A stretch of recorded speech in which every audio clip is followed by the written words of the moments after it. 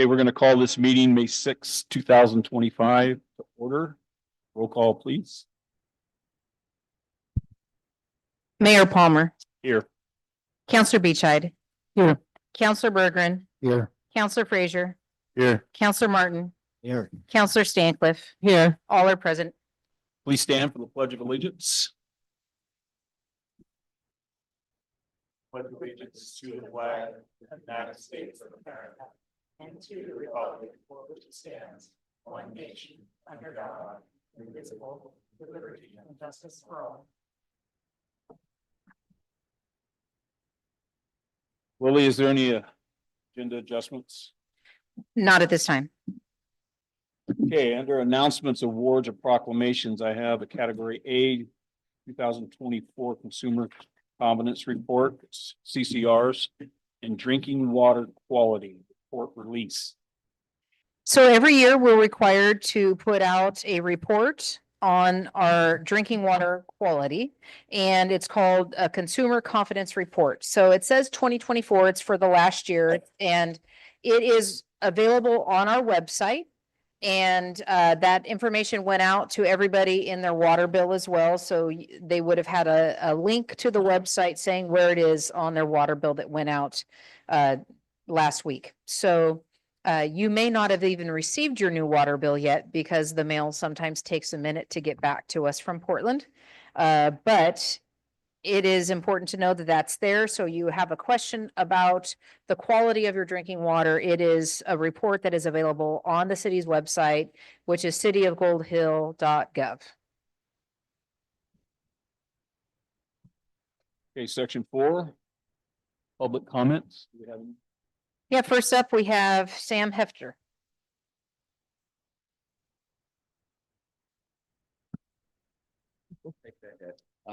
Hi, everybody.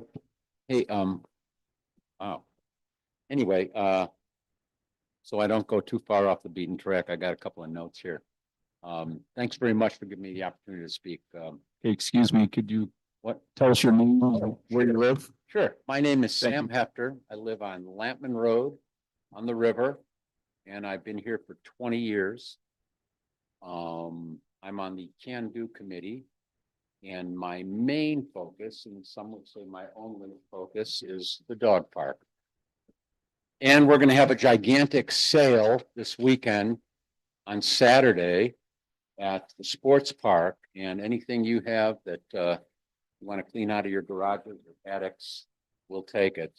Because we're going to try to use all this money to see if we can help irrigate the park and get some shade in that park. As a matter of fact, yeah, we got an article in the paper today in the Grants Pass paper by this lady named Edith Decker, all about our sale coming up. And tomorrow there should be an article in the Rogue Valley Times with a big picture of Willie and some of the treasures, let's call them, that we've received from people in Gold Hill that we're going to use to sell. So first of all, I want to thank Lily and Fred, and I want to thank you guys because honest to God, I've been here 20 years, longer than I lived anyplace else. And this place has never looked so good because of Lily and Fred and what's going on out there. I mean, he has a joy about his work that I love. I just love to see him doing that. And they've made this place really super attractive.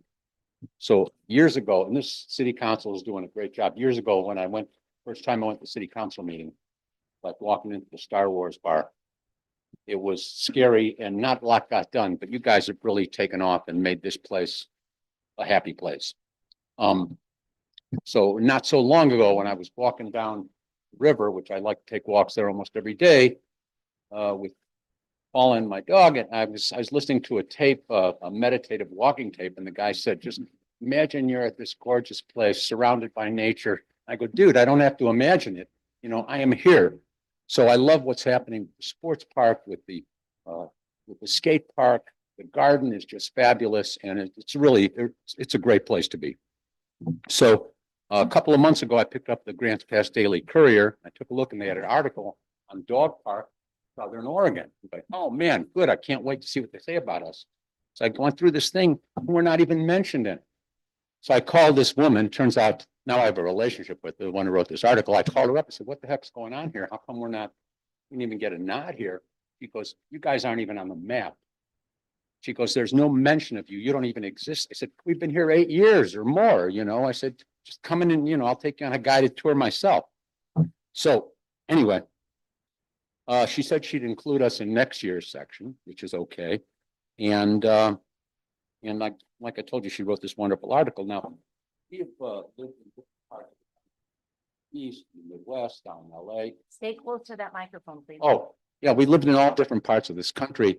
And I have friends that come and visit periodically. Some come once a year, some come a couple times a year, some come every 3 or 4 years. So just lately, this has happened before, I drive them down our main street and they say to me, that place is still for rent? And I'm talking about Morrow's Hardware. And I want to ask you people, is there anything you can do about making our main street as beautiful as you've made our parks?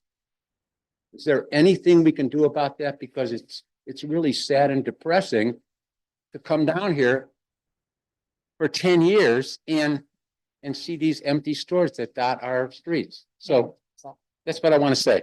Is my time up? Your time is up. Hey, okay, I got my point across. Do you guys answer me now or not? No, You don't? no, we This is won't. like a rhetorical question that's up in the, No, it'll be taken under consideration, sir. That has been an issue, ongoing issue for years about the Marl's store. Yeah. And so it's privately owned, and that's all I can say.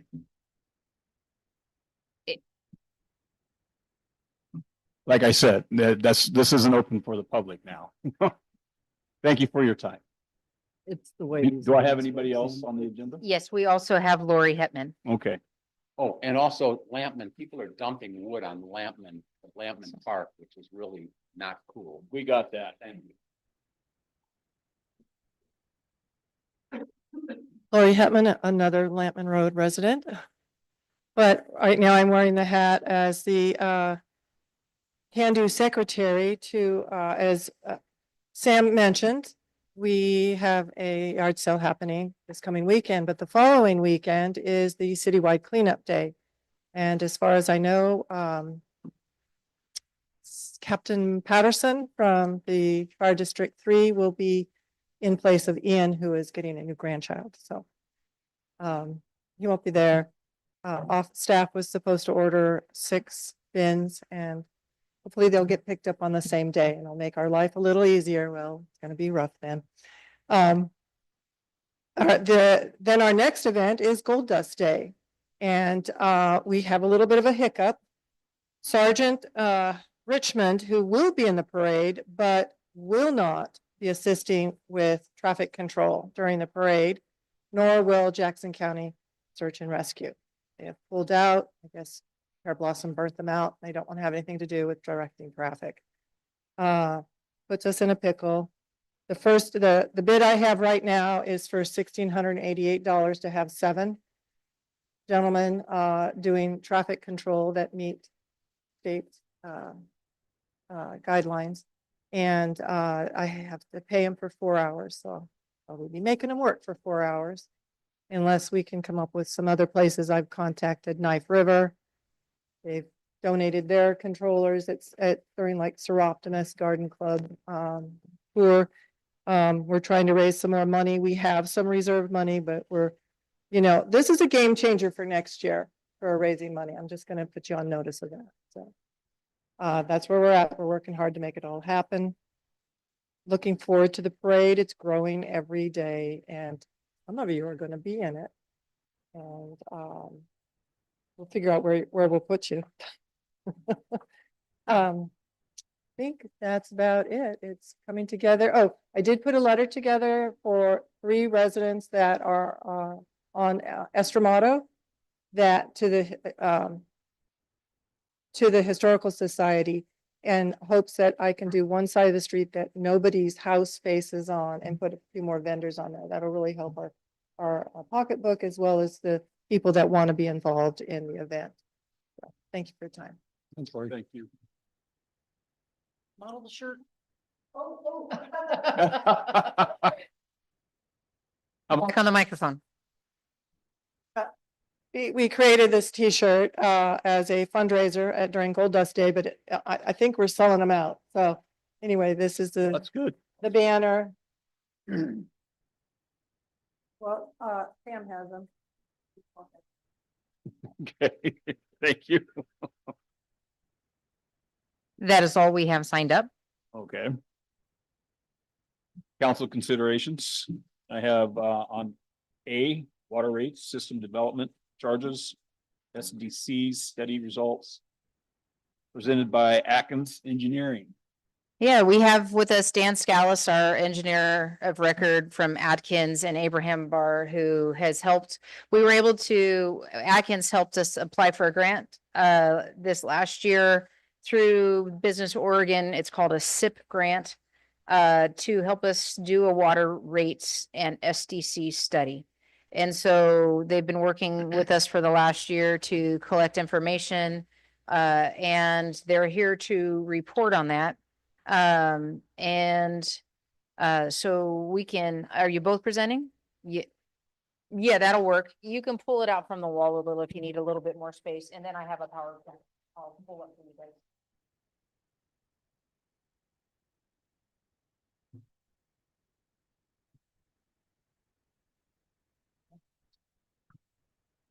Billy stole my thunder. I was gonna introduce myself, but no, it's just been a while, I think, since I've been in front of council. I think the last couple of times were remotely and there's some new faces, so. I'm just gonna hand it over to Abraham. He's my engineering technician. He's been doing 99% of the work, and so I'll have him run through the PowerPoint and come back with some questions and stuff. Thank you.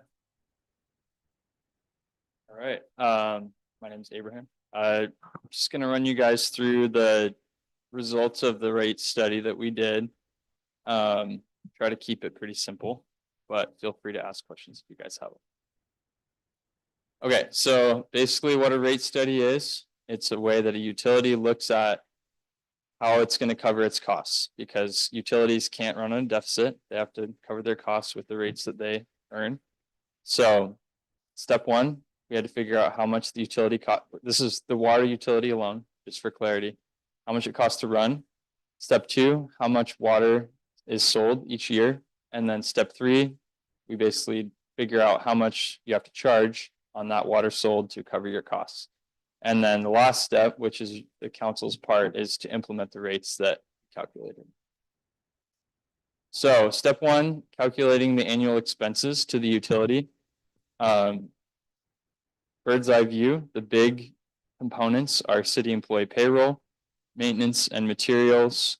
That would include chemicals at the treatment plant, the contract treatment plant operator, utilities like power to run the plant, and then office miscellaneous stuff. So all told, just shy of $400,000 a year to run the water utility.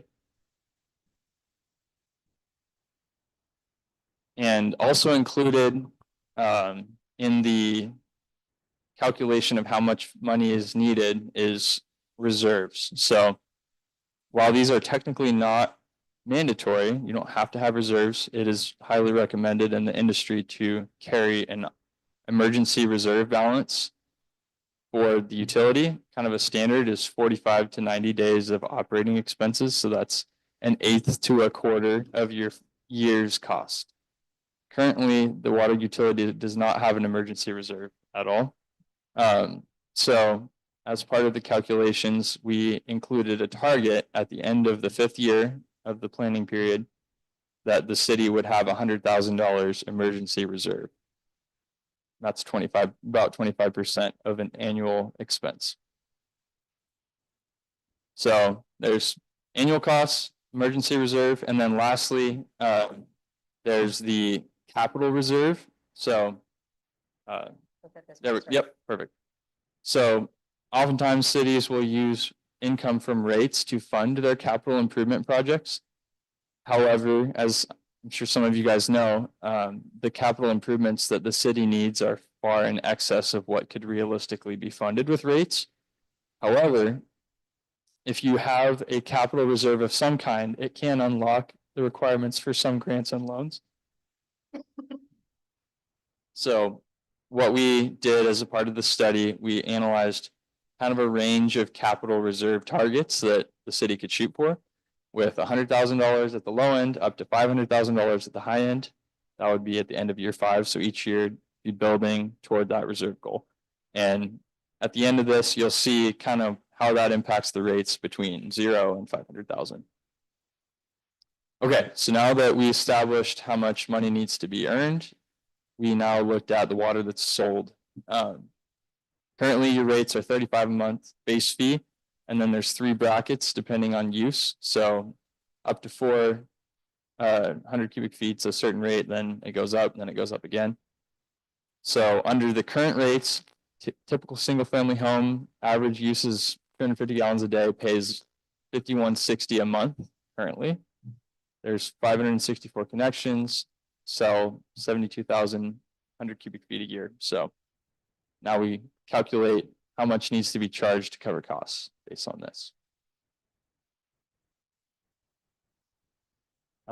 So this is just kind of a look at how it stacks up against some of the neighboring towns. The current charge is on the far left.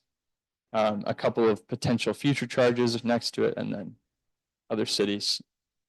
So as you can see, it's already a bit high compared to some of the neighbors, and it's going to be most likely higher in the future. Oh, we should have had one more slide in there. Thought. It says volume cost and base cost. That was, That one, yeah. Okay, hold on. Let me. This is where you see that the actual numbers. Which one do you want to go back to? Let's go to the bar chart first, because there's a question, and then we can pop back to the one before. Oh, sorry. No worries. What's the difference between base cost? So base cost is what you're charged every month, regardless of how much you use, and then volume cost is based on your actual usage. So, oh yeah. The other thing is if you look at a comparison of us and other cities, there's also a population issue of how many people can you charge that to get the coverage of the cost.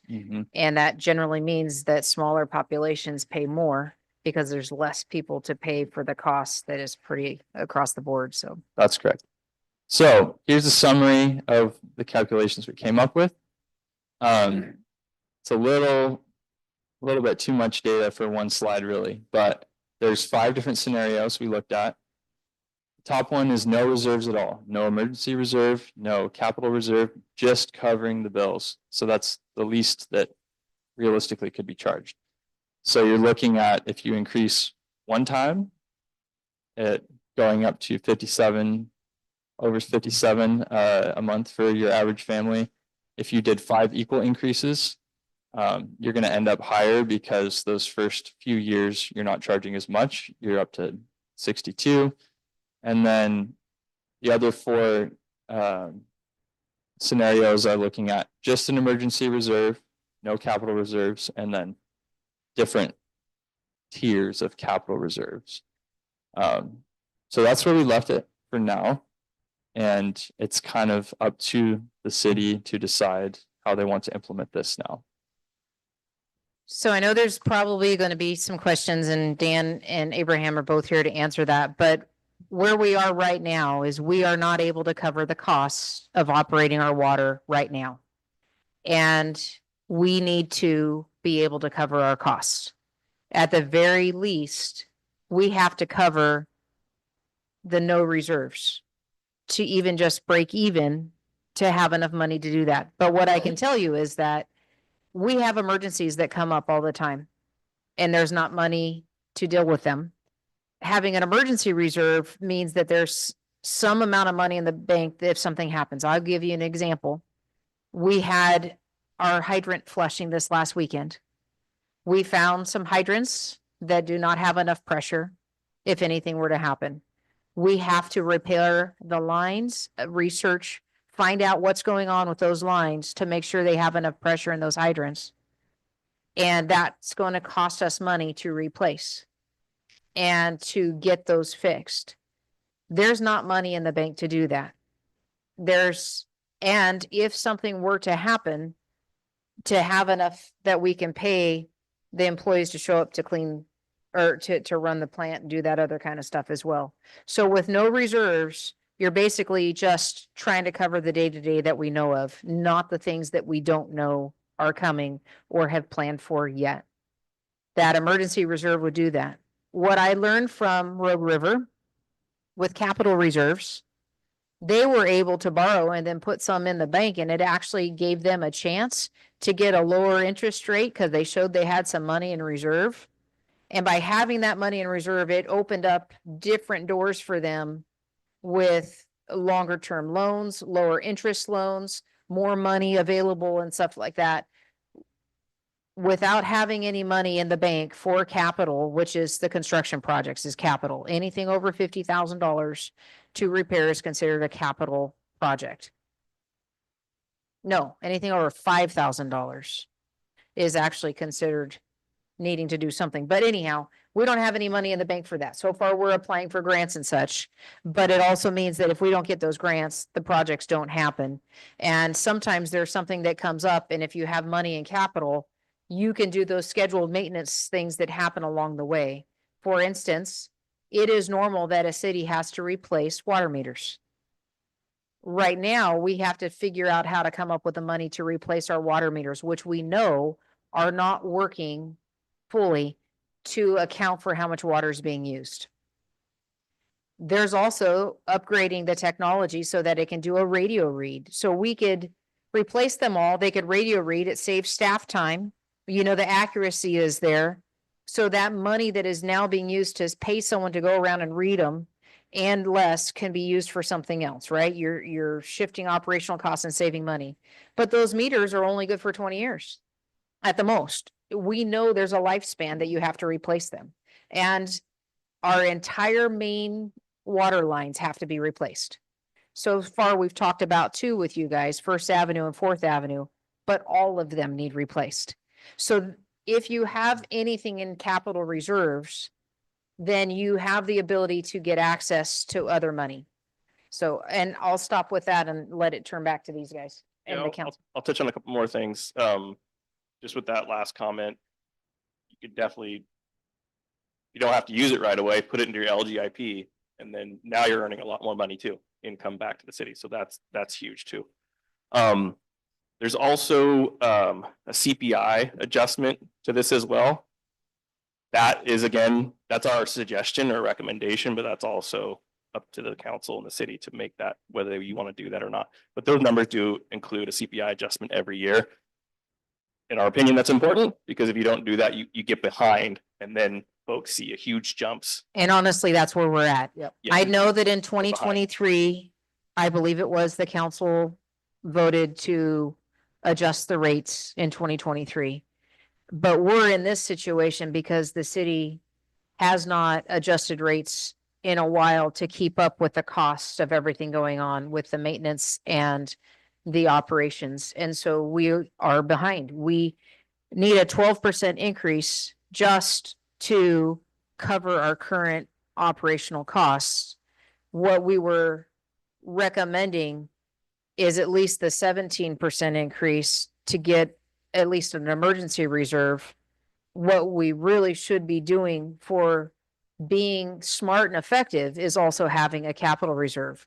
But then on top of that would be to create a policy that we have an annual CPI, which is the consumer price index increase, like a cost of living adjustment, so that it automatically has an adjustment each year to keep up with the cost of doing things. It is unfortunate that our community size limits how many connections there are that we can do more. But if we don't do some of these repairs, we have housing that wants to be developed right now, but our system can't really deal with that. And we're going to be at the point that our operator is going to recommend to the council that you declare a moratorium on building until we get this stuff repaired. But right now, the money we're getting from the state is contingent on us getting more housing. It's this catch-22 of needing more money. So you not as easy to see. It comes out. It's hard to see the colors on the screen. So the first line of each of those options says a single increase. That means that you're doing an increase one time. And then you see what that cost would be the overall increase in a dollar amount at the end versus the percentage. And then at the end of 5 years, you can see the comparison of if you did the single increase, what would the rate be in 5 years? Versus if you did incremental equal increases over 5 years, what would you do? So for instance, the example of no reserves. With an increase of one time, that would in 5 years be at 57.66 as a base rate. But if you had done those as 5 equal increases, at the end of 5 years, they'd actually be paying more if you did it at one time. They'd be paying 61.90 as a base rate. So at each of those levels, you see, nobody wants to have a hit at once. That's a big pocketbook hit. But if you break it up over 5 equal, you see they'll actually be paying more in 5 years than if you did a single increase. So I am not asking the council tonight to make a decision of we're doing that. It would be nice to get some direction because we will need to bring back to the council a resolution to adopt. And I can tell you that right now this is impacting the budget documents I'm trying to prepare for our hearing. And I need to kind of know what to plan for because we're about to go into budget season. And as we are right now, at the end of 24, we went negative with where we were in water operations, but we had money in other accounts. We can't keep going there. So we do have to do something, and go ahead, Abraham. The thing on the CPI note, built into these calculations, basically calculations shoot for at the end of year 5 that you're going to balance the budget. And included in that, we put an inflation estimate per year. And I think it was run at 3%. So if you have your single increase and your CPI is below 3%, you don't have to increase it. There is already some built in there.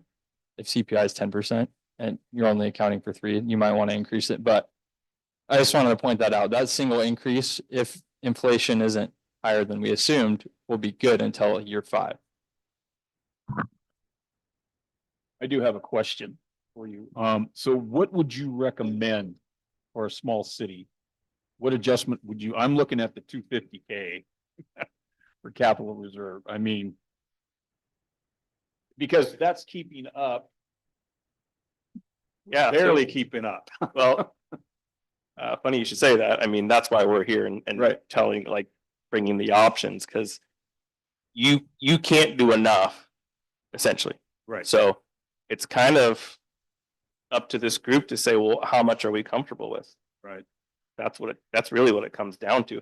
You have to meet your minimums, which you're not meeting now. So Right. that's pretty important. That's probably the most important thing. Beyond that, it's what do we feel most comfortable with? The more you do, the better. That's all I can really say. It's a tough one. I mean, it should get better, right? We're coming on a bunch of capital projects here. We're starting on some big projects with the community development block grant that we got.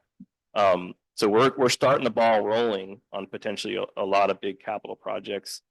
We'll do our part to get as many grants and forgivable loans as we can. Generally, you can't get 100%. That's really tough. But so time will kind of tell. But this is the start of the picture. Time's going to tell like kind of how it's going to pan out.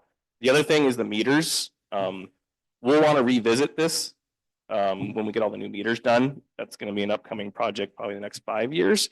Or sooner if we get the money. Yeah, or sooner if we get the money. So we have all the calculations and spreadsheets set up. So once we get the new meter data, it's easy for us to update these numbers and kind of come back and say, hey, we'll make some adjustments, right?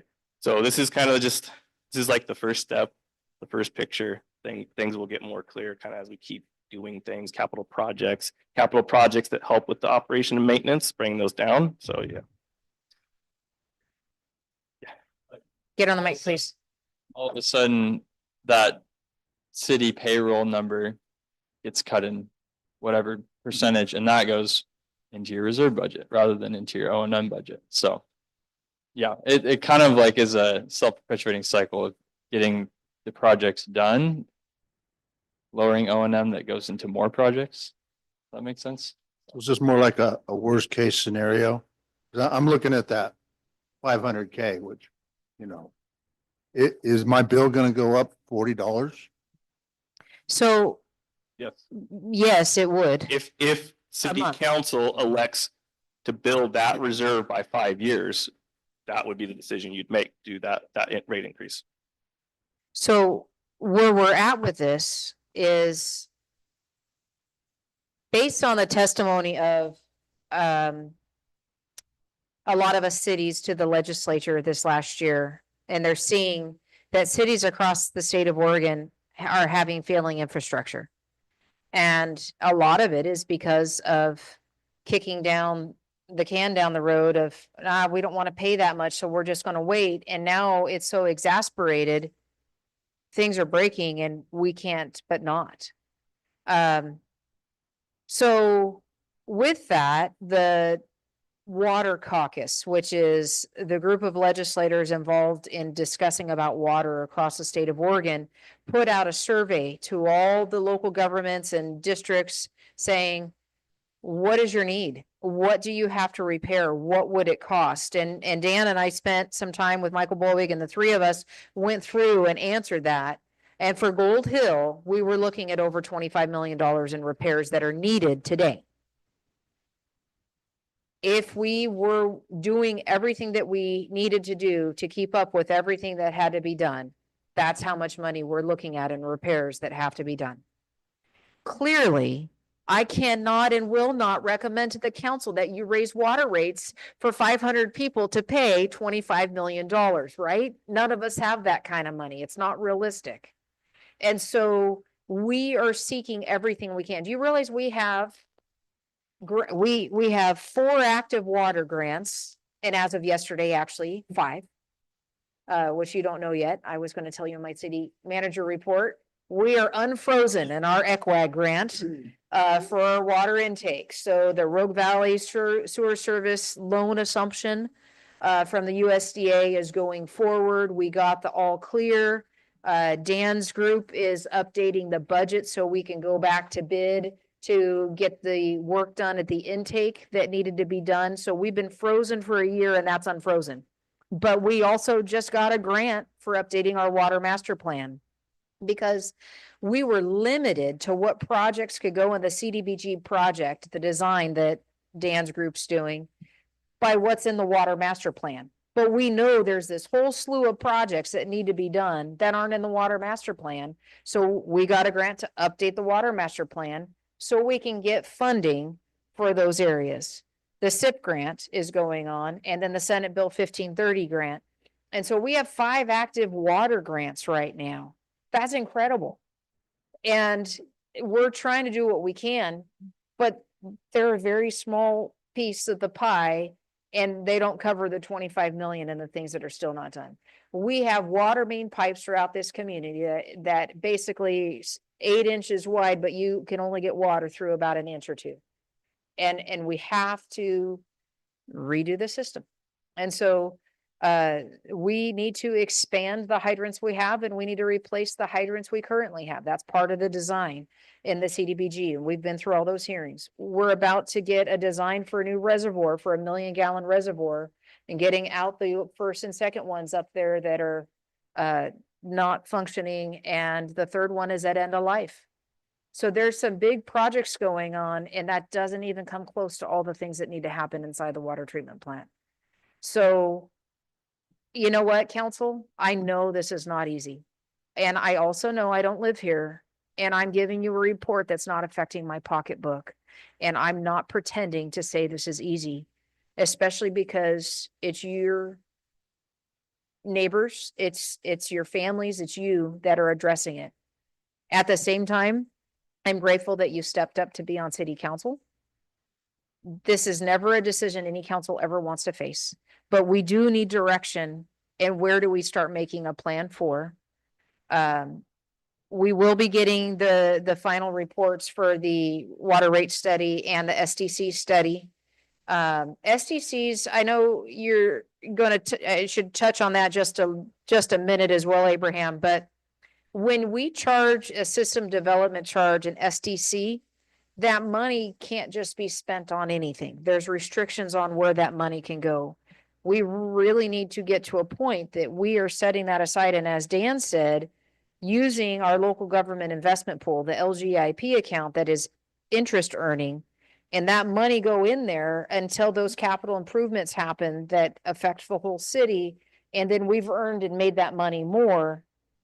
And all the more we can be earning in interest means that's less that we'd have to borrow, or that we have the match for when we do get a loan, that we try to get a loan that is forgivable.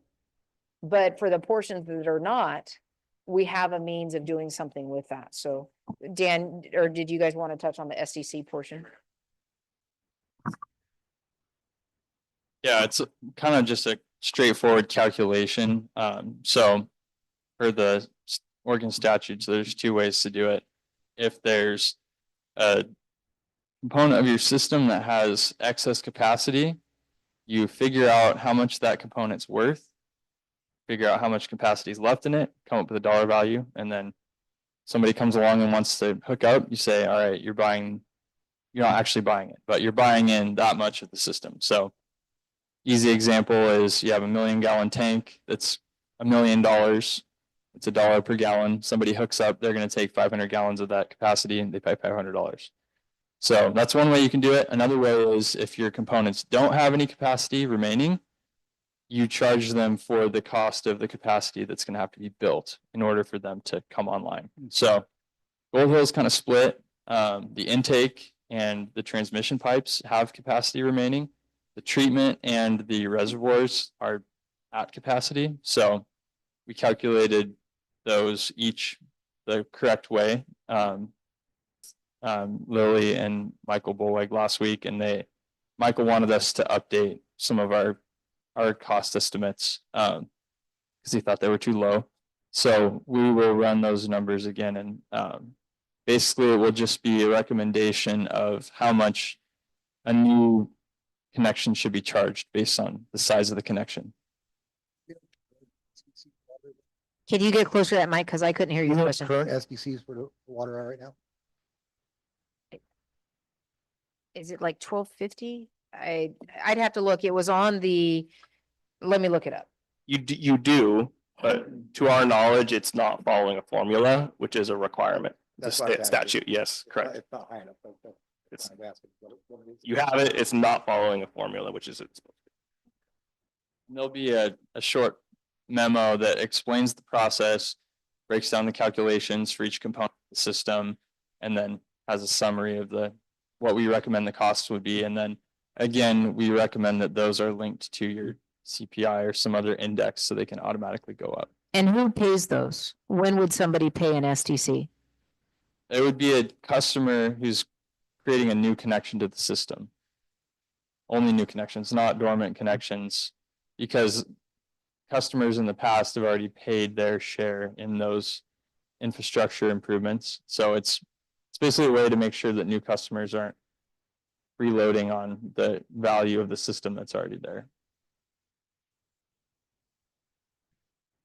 So I'm gonna just kind of put the rate thing in front of you guys. I will also share the PowerPoint with you. I'll email it out to you so you guys can look at it more closely.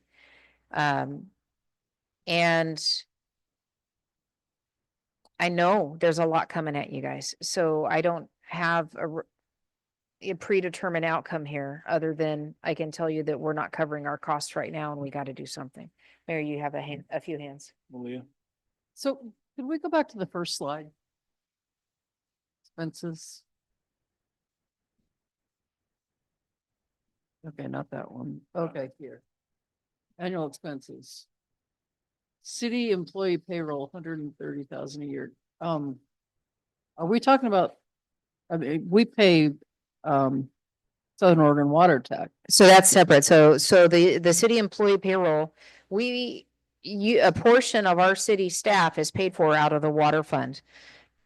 Probably 75% of our clerk's time is spent dealing with water. A good portion of mine with all I spend a lot of time on water myself, with the grants, with the meetings with engineering and the calls and everything. Matter of fact, last night I had to go take a padlock off of a locked meter where someone's water was shut off, and Counselor Bergeron went with me, so I wasn't alone after hours and no one would know where to look for my body. No, I'm just kidding. But you know, after hours, somebody got online and paid their water bill that had had their water shut off. And they called the emergency number, said, please, we got kids. Can you please turn it on? We've paid. And I was the only one here. And so I went and turned it back on after I verified that they had actually paid. And so this is a portion of my salary. This is a portion of our field staff salary that does the meter replacements and the testing and the lockouts and the notices. And we had 5 shutoffs yesterday. And there's time to go and put a lock, shut them off, put a lock on them, and then people pay and you got to go back and take the lock off and turn them back on. And we also put out about 20 notices of people that are pending shut off yesterday. And so unlike in the past, we are doing this monthly now and we're keeping up, and we have taken our deficit of unpaid bills since November when Mallory took over utility billing. And actually looking at it, we went from 37,000 unpaid down to 16,000 unpaid. And so So that's the 130. that's the 130 at the top. The contract plant operator is what we're paying Southern Oregon Water Tech. And guess who got that emergency call last night? They did, because it was after hours and we were closed. And so they're calling us. And then last night as well, they came and ran the plant for a bit. I mean, every hour they're paying, and we pay the mileage for them to come back and forth. And any emergency that happens, the normal stuff that happens. We sat through meetings last week all day. We had a full day with Atkins here, on the CDBG grant. Where, oh, I'm sorry, I'll put that back up. Yes. So because of the new grant and, Atkins was here going over specifics with us in the office, and then they were in the field looking at stuff with Bullwig. I will tell you that I had a meeting today with the grant administrator for the CDBG grant and the environmental review, and we went over things again today and looking at different maps and such that we have to do. So it's time, it's staff time, it's the operator time. We pay the bills. Our cost would actually be higher, except for we get billed directly for the things that Southern Oregon Water Tech does through other contractors. So instead of them paying and us paying an administrative fee for them to pay all that stuff, they're operating for us. And like the chemicals, we get the bill. The lab testing, we get the bill. We've had things breaking. So the controls engineer and the electrician have to respond and get things working again. And it's very MacGyverish. I mean, we're down to the end of the parts that we can't get on eBay anymore. And so the plan to get the MCC controls moved and switched while we're still operating the plant, as we're trying to get the generators replaced. So if we have power shutoffs this summer, that we can keep operating. I mean, there's so many components going on and juggling at the same time. And I can tell you, they don't bill us for all their time. They don't. We spend at least $2,000 a month just on the utilities of the water plant. And that doesn't include the other power places related, at the intake, at the reservoir. And then the office supplies, just like mailing out the bills, different things related to that. I did just change our internet provider at the water treatment plant to save money. But then I also increased the security of our internet at the water treatment plant. And that related to, then we had to have the alarm company come out. There's just things that happen that cost, and everything we do is outside contractors for the most part. I don't know how we compare to other places though, as far as in operational costs. So that's one thing I don't know how to necessarily compare. It's really hard to compare because the most recent one we did was for Lakeview, but it's a totally different situation. They don't have a water treatment plant. They have wells. So it's really hard to compare. And the economies of scale that you get, even just being twice or 3 times as big as you guys are pretty good. So Yeah. I don't know how to. A better way to answer that? I will say we are trying to reduce operational costs. We just leased a postage machine and we're ordering 10,000 postcards and we're going to run our bills in-house instead of sending them off to a third party. We've been keeping track of who returns their water bill by the envelope we include. We send out 400 envelopes a month and we get less than 100 back. So is it really worth spending the amount of money we're sending for less than 100 people to use that envelope when we can cut the cost of doing that in half? And just trying to figure out how do we, if we get these repairs done, can we reduce our operational costs? If we can replace the meters and go to the radio read, we can reduce our operational costs in those areas. And being intentional with our time and what we're doing in those ways. I am going to send Fred or somebody to get trained in how to do locates. Because right now we're paying our contractor to do them at their higher wage. And if our staff could do the locates, then we could do it at a lower wage because our staff get paid less than our contractor does. But that's time out of the office and we heard it. Our parks and our facilities and everything. Fred works tirelessly. And including me having to come out and meet the alarm company here Friday night, and I made it all the way here without my keys. He then came out and unlocked the treatment plant for me Friday night and just smiled the whole way. His joy, his work ethic, and his character make this city shine. And I will tell you, we did take out some of the plants downtown and replace them with trash cans, and he rebuilt the lids on them. So we have flowers and trash cans now downtown. And I mean, just to have a staff like that works that hard, and I know we're getting more than he's worth double what he's doing right now. I wish we had 5 of them. So we are looking at our operational costs and how do we do that? But in the end of the day, I can't guess at those numbers, and that's why we got the grant to pay for the time that Atkins did all the study. And we re-looked at the numbers as well when we know we're not artificially adjusting people's rates, that we know that the meters are getting read every month accurately. If there's a 0 read, we go out and read it again. We're repairing meters right away and replacing them the best we can. But every time a meter breaks and isn't working and we replace it, that cost is on us. We don't charge the customer. They got charged the first time a meter got in, but every time after that, it's on us at that cost. And the meters they want us to go in are several $100s a piece. We've been doing a version that's just under $100. But if we start putting ones in that actually are the radio read ones and we start replacing that way, we're looking at 4 times the cost of what it's costing us right now. So anyhow, I know that's a lot. Is there any other questions that you guys have for Dan or Abraham or myself? The $40 in 5 years, that's projected. Well, again, there's options here. So Well, I'm gonna get to a question here. So my question is, if we get better at our job, as Lily's talking about, would that essentially mean that we wouldn't have to reach that $40 to hit that? I'm using the high mark. we still have $25 million of capital projects to do. So regardless, if we gonna do that 500,000, we are gonna hit that. I would like to say that at some point, some of our operational costs could go down. And if we can get the meters replaced, that we know that they're accurately reading and it's that time, we can relook at this. They said that they could put the numbers back in. Yeah, that's the good point.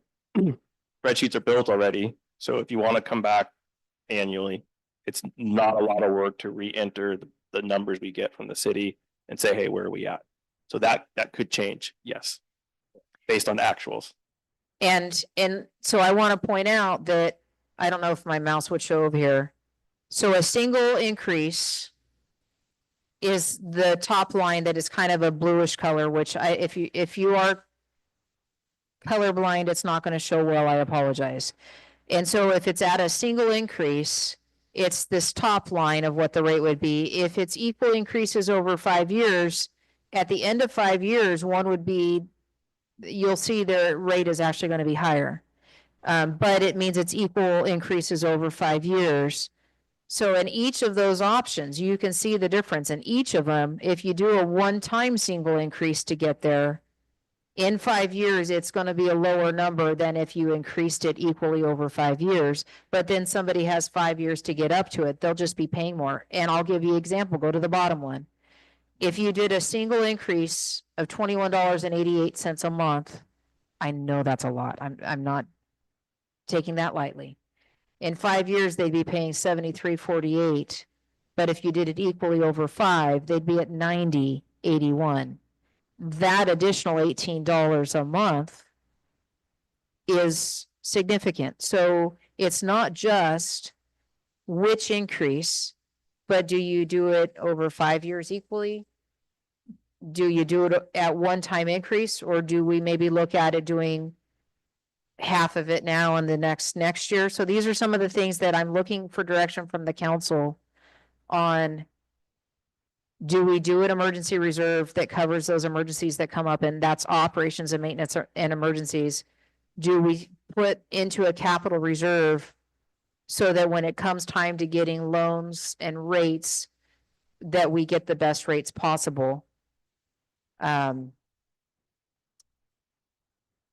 Is anything stand out to anybody about a direction to focus on? Well, I mean, if we can Excuse understand me. this in this room. Excuse me, Joe, you had your hand up.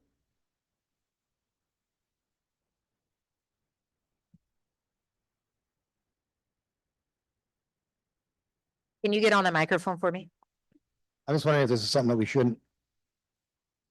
I'm trying to think of a way that we can all discuss it again, so we can sit there and actually just kind of converse on it. You Like- can.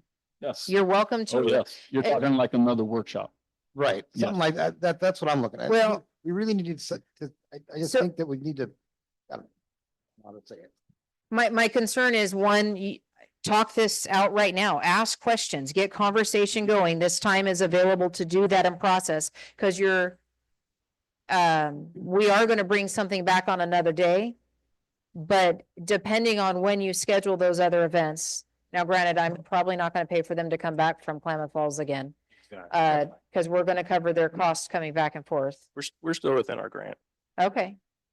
But still. Okay. So, Right answer. But I mean, we can talk through that, but it would be helpful if you're specific about what questions you would have unanswered that you would need to discuss in a workshop. And I know there's process time. So it doesn't have to necessarily be we're committing to that one. But in creating the budget for next year's budget, I am going to need to know kind of which direction to start planning for. And that budget committee meeting is before the end of the month. We can have a council meeting in 2 weeks.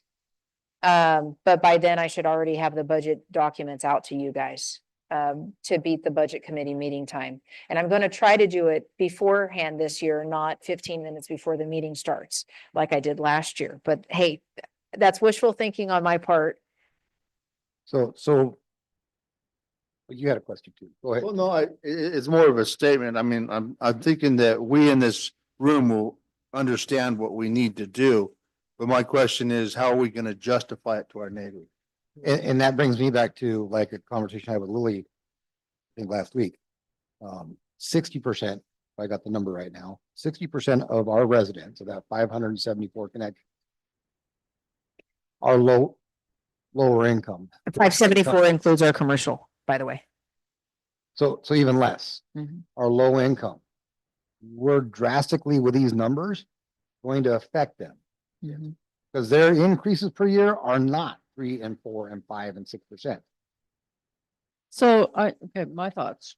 I'm sorry, I mean. This is what I wanted, So- this conversation. I think that, we have a fiscal responsibility to do, what's right for the city. And I think that means we need to have an emergency reserve. And we need to have at least some capital reserve so that we can get grants. And if you look at, over on the right-hand column, if you look at the $100,000 capital reserve, with a single increase is only $11.58 increase. That, so for $11.58, we could get an emergency reserve and a $100,000 capital reserve. Yeah, I'm not, $11.58 is not nothing. It's a lot to some people. But I think, compared to, if you look down at the bottom, 39.21, and there's a pretty big jump there between the single increase for 100,000 is $11.58, whereas you drop down to the 5 equal increases, it almost doubles, it goes to 20. So my inclination would be, as a compromise, at least at this time, go with that one single increase, fund an emergency reserve and a capital reserve at 100,000. That'd be where I would. I disagree. Why? Well, you want to build that reserve fast, so we don't have it, and things are breaking fast. So then if we went with 100,000 with the 5 equal increases, it would be at 20. What, I guess I didn't understand what you disagreed with, Mayor. Are you saying that I it's just- not enough of a reserve to do it one time? No. Because what Malia was saying is if you do a one-time increase, the cost overall to the residents is going to be less in 5 years than if you did it equally over 5 years. And if you did it a one-time increase, you have it. Excuse me. What is 100,000? What percentage point is that of 25 million? Excuse me. Does that make sense now? Am I getting clear? So you're saying we need a bigger capital Yeah. reserve? Okay, you weren't clear on what you were saying you disagreed with.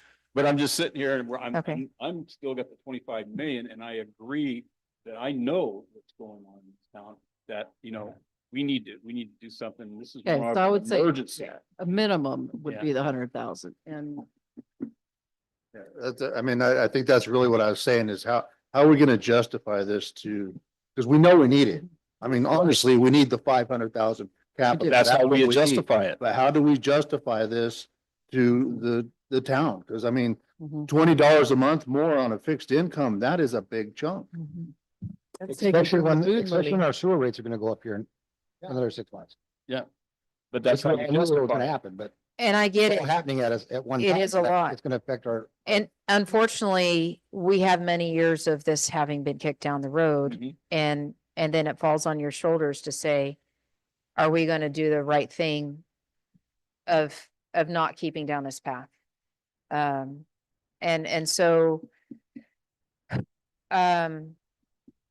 Nobody likes to be blindsided with no, raises, but this is inevitable. This is something that's gonna happen regardless. so the other, We're gonna end up becoming, you can quote me on this, incorporated city. yeah, And let the county step in and take it. no, unincorporated. Unincorporated, Yeah. excuse me. And you guys know what that means. So it doesn't change our obligation to No. the utilities and everything else, but we do have, I do have a question for you, Abraham. So these rates do include a CPI, or you're recommending a CPI on top of them? That's a good question, actually. So they do include 3% inflation on your expenses every year. So I guess we don't know what CPI is going to be 4 years from now. It's something you can use to compare. If your costs went up about 3%, you're planning for it correctly. But if they go up more, then I think if you want the numbers to still be accurate, you would need to increase it more. So you're not recommending a CPI on top of this. You are recommending us consider one of these rates that includes it, and then, but by 5 years, we will have to reevaluate for certain, and maybe can look at that sooner if we need to adjust further. Yes, so the 5-year planning period is just kind of standard practice, but we also say, hey, if stuff changes significantly before that, let us run the numbers again and update it. Yeah, I think would it be accurate to say if CPI is more than our inflation assumption, then it could be tagged on the top? Yeah. I think that's something you need to consider. So, There are a lot of other cities that are, as they are doing water rate increases, Rogue River is an example. One of the things that helped them and saved them is that they, 5 years ago, voted in that they would have an automatic annual increase when they did that initial thing. that's what some of my other cities do. They do a 3%. It's a 3% automatic. And that's just what it is every year.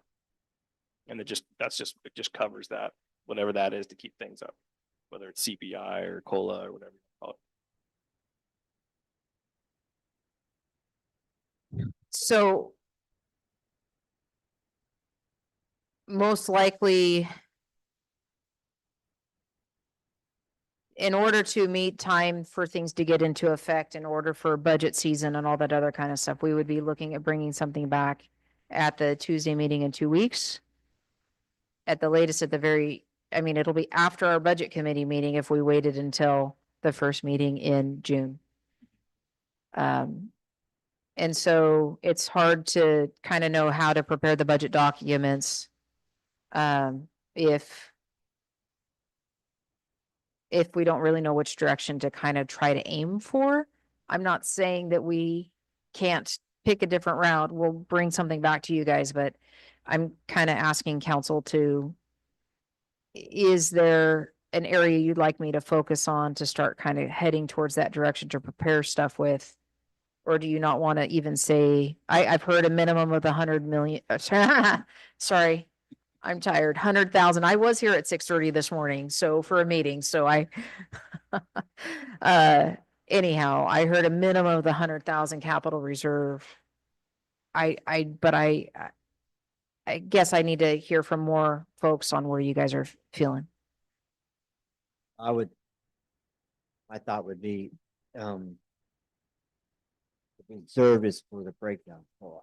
I'm hoping for the grant money come in to fix all the stuff, with the grant money. So we wouldn't have to have such a high capital. We will not be able to grant our way out of everything that needs to be done. We are getting close to the point that we are going to have to take loans. We would seek loans that have a portion that is forgivable, but we will not be able to get grants for everything. And there are grants that require a match as well. I will continue to seek grants out. I've asked for legislative funding. They have told us unequivocally they will not fund everything that's being asked for. ODOT today told me they're facing layoffs. Transportation is probably the biggest thing the state's looking to fund right now. And that means all our water projects and everything else the cities have all asked for. We don't know what's going to be on the chopping block. So as far as grants go, the CDBG grant we just got, you get 1 in 5 years. We are not done with it, so we're doing the design portion and then we'll be able to apply for the construction portion afterwards. But the 2.5 million total in that CDBG grant, that's good for 5 years, will not cover everything that we're designing for. When we do the construction, we won't be able to do it all. I am going to keep looking for other grants. And now that our federal grants are unfrozen, that is potentially an opportunity to look at some other ones there. But I can tell you grants will not fund what we need to do. And when it comes to loans, you have to have money in the bank that shows you are stable to get a lower rate. Again, my thought would be, according to the 25 million that we need, 1,000 is like a penny compared. Sure. 500,000 is like a nickel to compare to 25 million. Yeah. So I'm with Malia to put the burden on the people in this town, in a small town, elderly, low, as you said. I would go with 100 grand and then hope that. At that 100 grand level, does it go up $20 a month automatically from where we're at now? So If it was a single increase, it would be $11.58 a month at a single increase. And at the end of 5 years, that their rate would be 63.18. And that's what it'd go up to, and that's what the rate would be. And then if it were over 5 equal increases to kind of get us there for that 100,000 capital reserve, at the end of it, the increase would have been $20.07, and their rate would be 71.67 if you break it up over equal increments over 5 years. So if you did a one time, it's a bigger hit at the moment, but in 5 years, they will be paying $8 or $9 less a month than they would have if you did it equally over 5 years. What I'm trying to get my brain to wrap around is what is the most least burdensome? Do we hit them all at one time, or do we do it over a period of time? If we do it over a period of 5 years, what is their bill gonna be?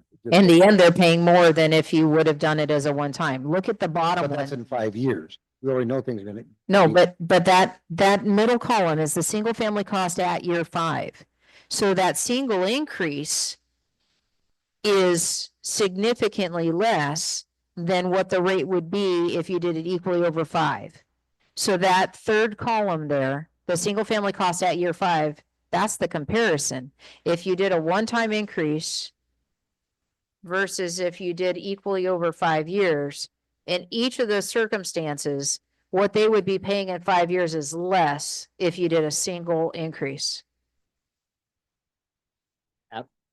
So it's a hit up front, but they'll pay that steady rate for 5 years, and it'll still be that rate in 5 years.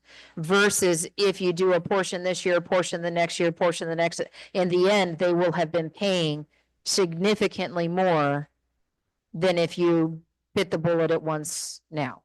So if it were me, I want to be paying less in 5 years than I would be personally. I would agree the single hit is our best option.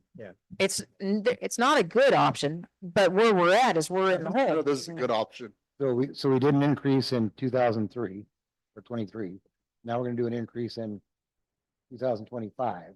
I don't know what they based that rate increase on in 2023, and what I can tell you is the staff didn't put it in the computer. So not everybody was paying the rate increase. And that got fixed in November. We went to a tiered system at that point. We went to a tiered system, but it didn't actually get Tiered. reflected into the budget. Never got put into, and it never got put No. into the billing system.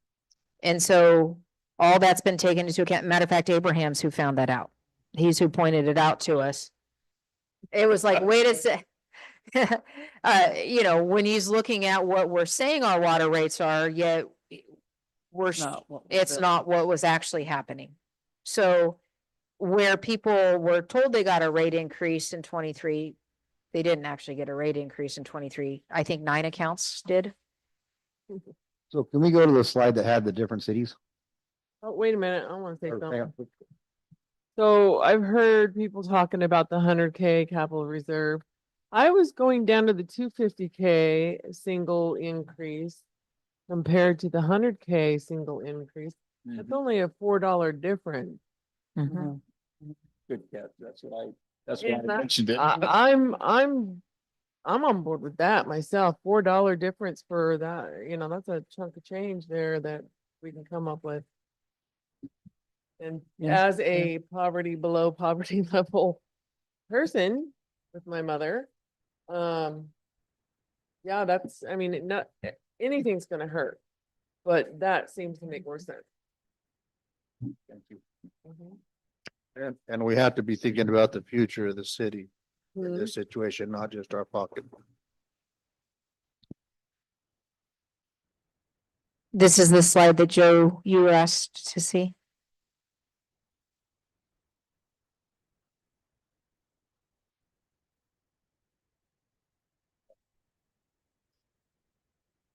So these are the current rates in this area right now. Yeah, these are all as current as I could find. Most of them are within 4 or 5 years. So the biggest bar is if you guys went for the biggest one. And I think, can you go back one slide, Lily? So the numbers that are in this bar chart assume 5 equal increases as well. I'm just noticing that. So if you, So that's the high end. yeah, so. We could actually be less than this if we did the single increase versus the 5-year. Correct. So you have your current, your emergency only note with no capital reserve and then your 500K reserve. But those are both assuming your 5 Yeah, equal. we had done Yeah, the very bottom one that actually would increase by $40 a month versus a one time at the most is $22 a month versus 40 over there. And this is showing the 40.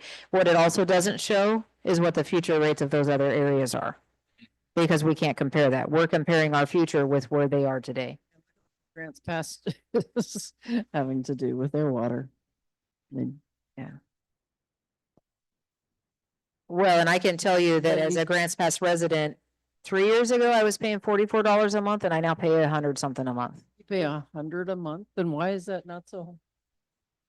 Well, why does it say? 40? Because that's water and I also pay sewer on the same Oh, bill. well, so that's water and sewer. But So, yeah, well, I- how much is but- your water? But I get one bill from one person and Oh, they both were 40 before. and now- correct. Yeah. So Grants Pass, they applied for a $50 million grant from. We've been trying to get FEMA them money for years. And thought they had it.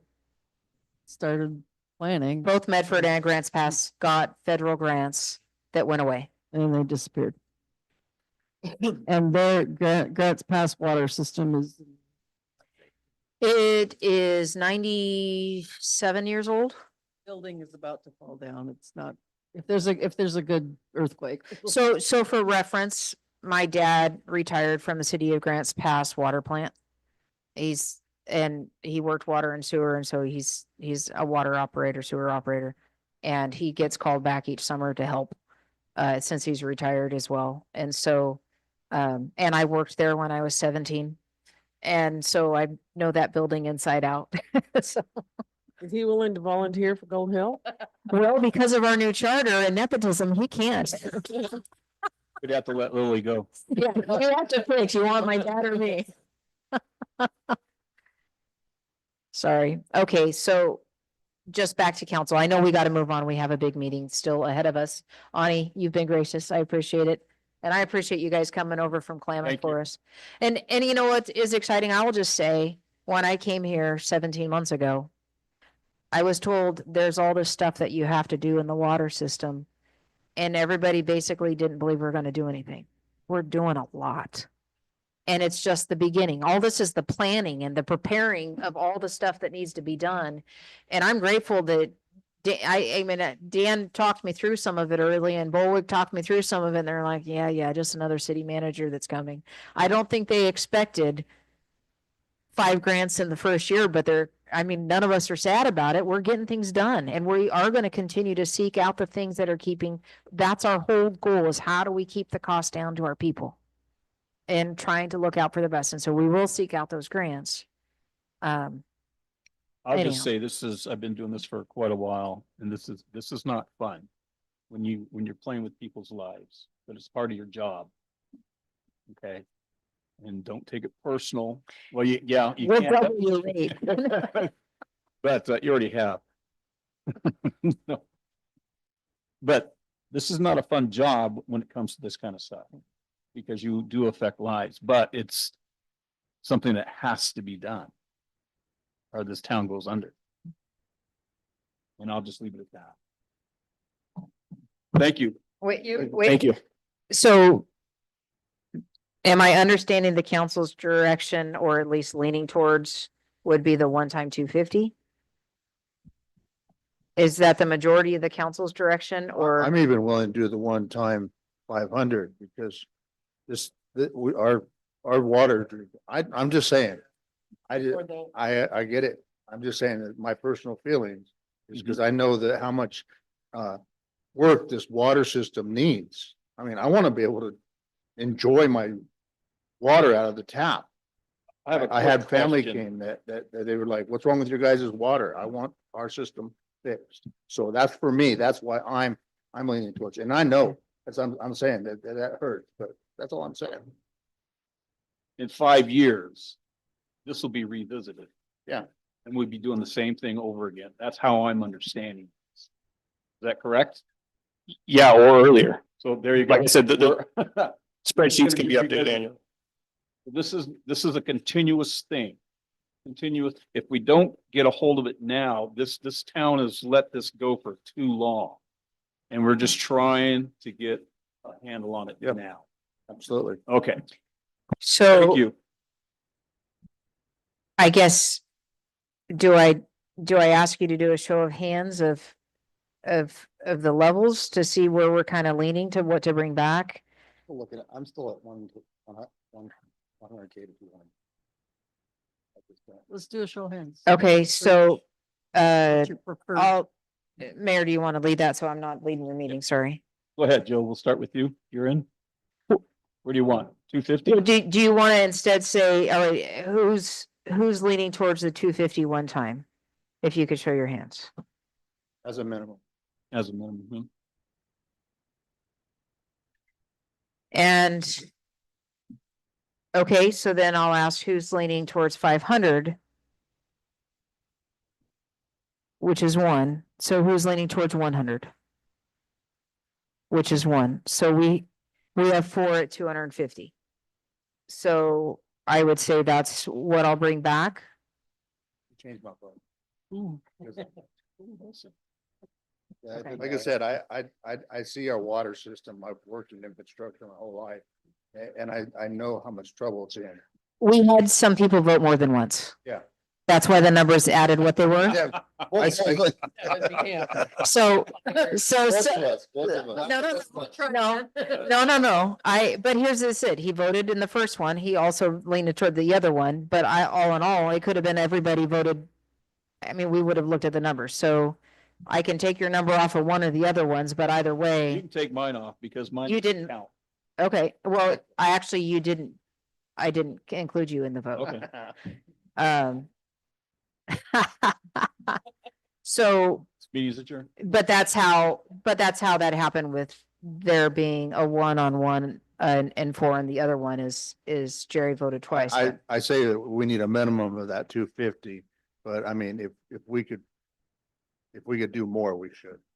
Revisit in like 3 years and go from there. Yeah. For 2 years.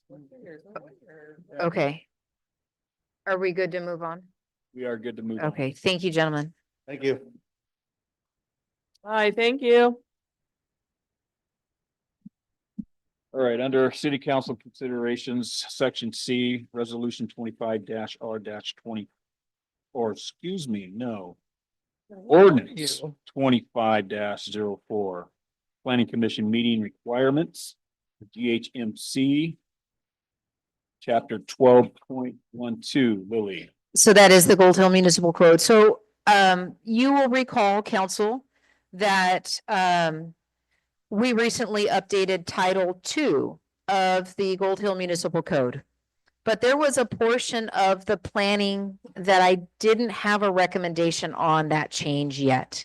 And I wanted to take it to the Planning Commission, get feedback from our planning staff.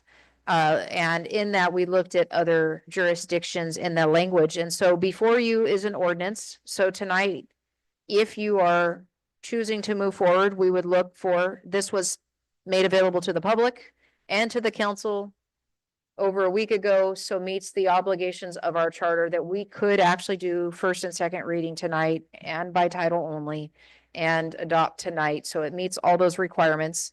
The council doesn't have to do any of that. We can spread it out if you want, but the language that we presented to the planning commission that they recommended is that we would be changing section 2.12040, which currently requires let me see real quick. I thought I had in the version, I thought I had sent out the version that had the existing the existing language and what it was changing to. I know the one I posted on the window for everybody has it and I can run and get it, but the current language says that the planning commission shall meet once a month. And it itemizes the things that they have to review and says they have to respond and make a recommendation within 30 days. That is no longer in compliance with state law deadlines. And we also have a planning commission that reviews different things, and the things that the state requires them to review can change. So the planning commission's recommendation, as we looked at other jurisdictions, was that the planning commission shall meet a minimum of once a quarter unless counseled by the chair, and can meet more frequently as required to meet the city's planning's needs. So at the minimum, we'd like to meet quarterly, but even if that meeting, nothing was going on that they needed to, they could cancel that. But they could also say, hey, we got stuff coming up. Can we schedule a meeting more often? So this was similar to what other communities had, in kind of combining the language of minimum quarter, can be canceled by the chair, and can be more frequently if needed. So if there's business that comes before the commission, we can schedule it more often. But if not, we'd like to meet at least minimum of quarterly, unless canceled by the chair. And then this next part, actions taken and recommendations made regarding items brought before the planning commission will be in accordance with timeframes set by the Gold Hill Municipal Code and state law. So that way, if state law changes of what comes to the planning commission, we don't have to change our code. We just have to be in compliance with the deadlines of the state, the items the state says comes before us, and the items that our municipal code says to bring before us. And this gives them the authority that we follow state law, and we don't have to change the code every time the state legislature changed the law. So is that adequate? Okay, so this went before our planning commission at the last meeting, and this is the recommendation of the language that they said to bring to you guys. And if you have any questions, I'm happy to answer them. Otherwise, we can go through the process of first and second readings by title only, unless you want me to read the entire ordinance. Counselors, questions? Okay, I'll entertain a motion for our first reading. I'll make a motion to approve ordinance number No, 20. hold on. To read it, First reading. Sorry, do the first to read. read the ordinance first reading by title only, if you're willing. I'll make a motion to do the first reading of ordinance 25-04 by title only. Is that it? An ordinance amending Gold Hill Municipal Code chapter. You don't have to read all that because that's what I have to turn around and read. Okay, that's the title though. Yes, Mhm. that's why we just said by title only. By title only. Not you. Oh, If the motion passes. boy, in the past, we've had to say the title. That's why I'm throwing. We're getting there. It's all good. It's all As good. long as it's all legal, I'm good. Can I get a second? I'll second that. I have a motion and I have a second. Any other questions? Roll call, please. Counselor Beachhead, Yes. Counselor Berggren, Yes. Counselor Frazier, Yes. Counselor Martin, Yes. Counselor Stancliff. Yes, Motion carries. Ordinance number 25-04, an ordinance amending Gold Hill Municipal Code, chapter 2.12.040, procedures regarding planning commission meeting frequency and response timelines. With a great reading. All right, at this time, I would entertain a motion for a second read on ordinance 25-04. I make a motion for a second reading of ordinance number 25-04 by title only. Second. All right, I have a motion and a second. Any other questions? Roll call, please. Counselor Beachhead, Yes. Counselor Berggren, Yes. Counselor Frazier, Yes. Counselor Martin. Yes. Counselor Stancliff. yes, Motion carries. Ordinance number 25-04, an ordinance amending Gold Hill Municipal Code, chapter 2.12.040, procedures regarding planning commission meeting frequency and response timelines. Well, I have a question. Yes, sir. Up in Salem, who was the guy that was doing all the reading? They have clerks and they had a machine. You gotta herd this guy Like a robot? for a half hour. It was an auction. So anyway, I just had to throw it out there. Did I sound like the machine? Is that what you're saying? Okay, section C, resolution Oh, 25. hold on. Now we need a motion to adopt the ordinance. I'll make a motion to adopt the ordinance of 25-04. I'll second. I have a motion and I have a second. Roll call, please. Counselor Beachhead, Yes. Counselor Bergren, Yes. Counselor Frazier, Yes. Counselor Martin, Yes. Counselor Stancliff. Yes. Motion carries. The ordinance is adopted. It will go into effect 30 days after passage. Thank you. All right, section C, resolution 25-R-24, amending uniform fee schedule and land use application process.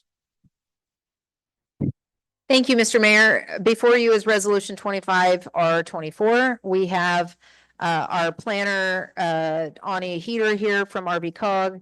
This was presented to the council in April, and we had a workshop earlier this evening on this as well. And before you is both a resolution and addendum A, making recommendations for updating the uniform fee schedule for the city of Gold Hill regarding the portions of our fee schedule related to land use and planning and applications and such related to that. So there's no other items of the uniform fee schedule being addressed, just items related to land use and such. And so in the addendum that's in your packet is the type of review, the level of review that it gets, being that it's type 1, 2, 3, 4, which determines which body makes the decision. And I just want to thank Ani first and foremost. This is an incredible effort that she put forward to look up every section of our code and put the applicable regulation in here. So you not only see what it is, but where you'd go look it up in our code, our current fee, and then what the recommended fee is. So I asked her, is the fees that we're currently charging covering our costs? And is there things in our code that we're not charging for that are costing us? And as an outcome, this is the report and recommendation that came back. There are some items in here that there are things that have to be reviewed by a contracted group that we can't predetermine the cost. For instance, if something like access to a street or an approach or encroachment permit required engineering, not all of them do, but if one did, our engineers would review that and we would get an estimate of their value. And before we issued the permit, we would tell the individual what that estimate was so they could pay that at the time that they paid their permit. So we will try to, in as many circumstances as possible, have that up front for them. Like, we won't know when they ask for it what the cost is necessarily. The flat fees we will, but we would say this may require an engineering review.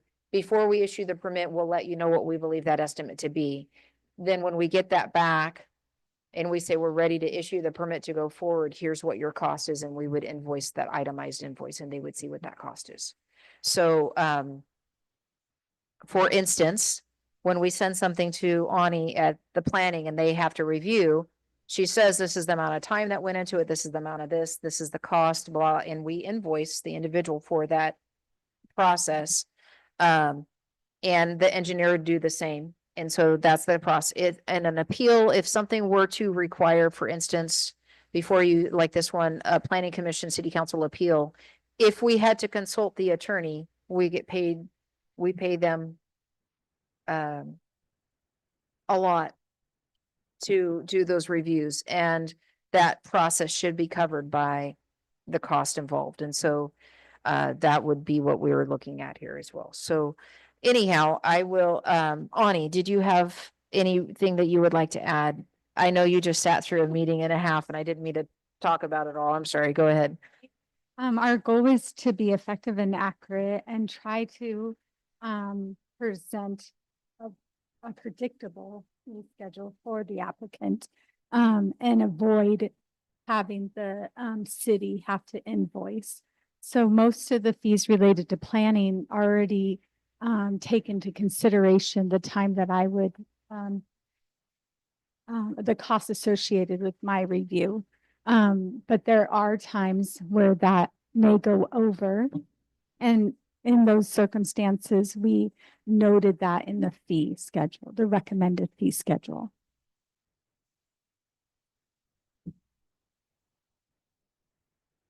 So like here is an example of that with the erosion and sediment control plan. The recommended fee is $100 plus the time for planning and or engineering hourly rates. So those, we would get an estimate of what that is, and then when they issued the permit, we would tell them an invoice for that time. Ready for a motion? If you are, yeah. Okay, at this time, I'll entertain the motion. I like- Make a motion that we accept resolution 25R-24. I'll second. Do we have questions, Joe? I said I'll second. Oh, okay. I have a motion and I have a second. Any other questions? Roll call, please. Counselor Beachhead, Yes. Counselor Berggren, Yes. Counselor Frazier, Yes. Counselor Martin, Yes. Counselor Stancliff. Yes. Motion carries and the resolution is adopted. Thank you. Item D, resolution 25-R-26, workers' comp volunteer coverage. Mr. Mayor, you will recognize, and council, you will recognize this resolution as something you passed at the first meeting of the year. However, recently, as we are looking at our renewals for our insurance, that some things were pointed out by our liaison at Hart Insurance that some of the items in the resolution needed to be changed. And so I'm bringing that before you today, before our next budget session, so these can be addressed. First and foremost, the previous one referenced CIS. They don't provide our workers' compensation coverage, SAFE does. So we needed to make sure that the language reflected our current provider. In addition, it was recommended that first, we don't have public safety volunteers, so that's that first one there. The second one is volunteer boards, commissions, councils, and performance of administrative duties, and making it applicable for the mayor and city councilors only for coverage of administrative duties. And the wage language is different in this one. Before, they had a flat rate.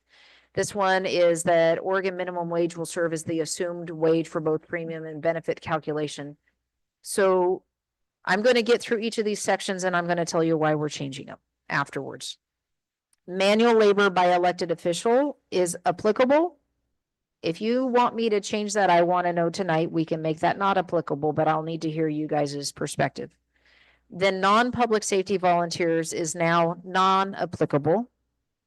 Public events was already non-applicable. We already had not applicable to community service volunteers or inmates. So those would be people court ordered. And then other volunteers. So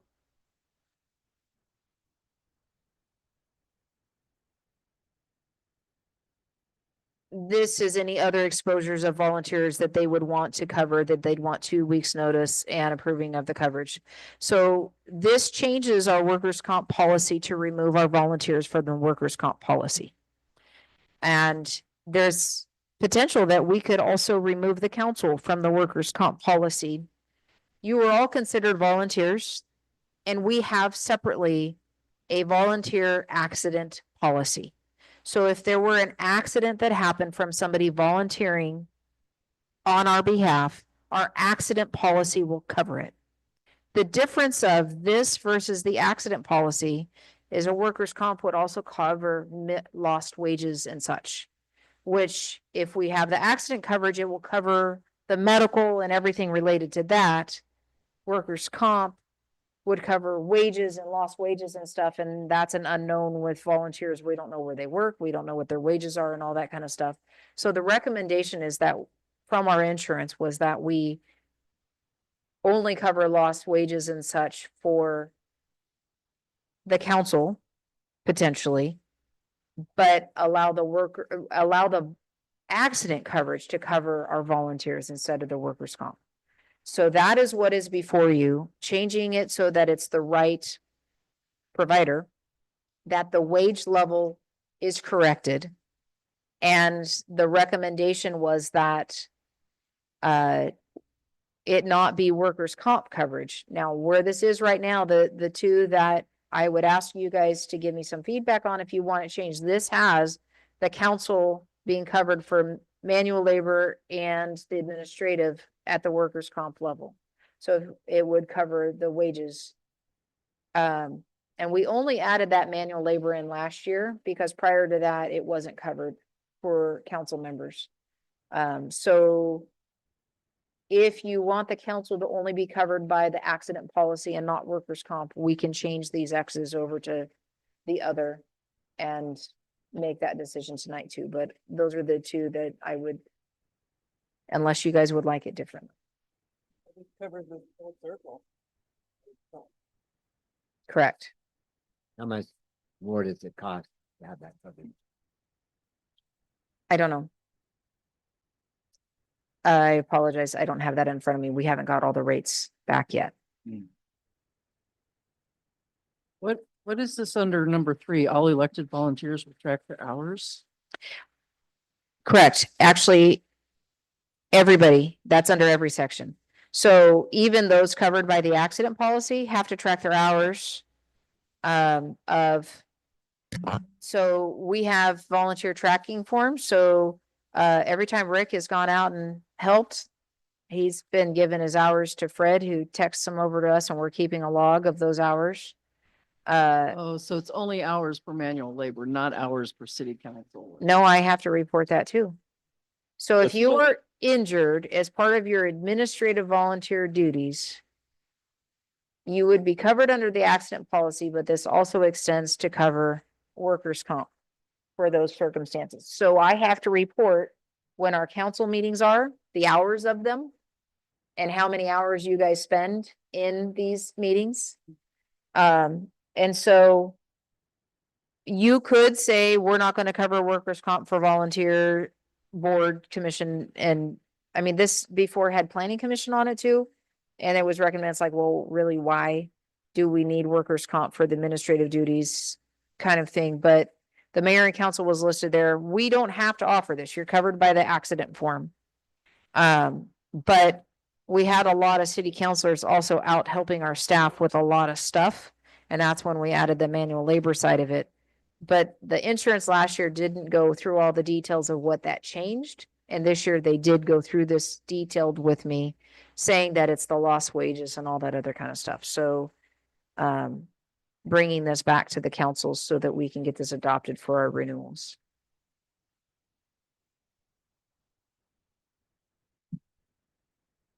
And this covers can do too. No. So other volunteers are covered by the accident policy. So if they were injured, it would cover their injury. It would not cover lost wages. Just trying to figure out how it's justified to pay more if it doesn't really need that much. That's the point. We're reducing the coverage. Okay. We could reduce it more if we take the council out. And then you would just be covered by the accident policy, but this is, I mean, right now, they cover, the council would be the only board, commission, or council that under administrative duties, and then also the manual labor, that the wages would be covered at a rate of minimum wage, not necessarily a wage that you get at your other job, but at minimum wage. Question, why did we add in the mayor and councilors to the plan in the first place? They were there before I got here. And planning commission was there too. So the only thing I changed here was the rate of the wages based on the recommendation of the insurance, and I removed the planning commission. But we can undo that and add the planning commission back if you want. It was, but this is how this was before I came to the city. The only thing that I have changed since I came to the city was adding the manual labor because I got here and learned how much work city councilors were doing alongside my staff. And it seems strange to me that you guys wouldn't be covered if something happened. But I didn't understand the volunteer accident policy that we have as well. And the insurance believes that would be suffice to cover an injury of a volunteer.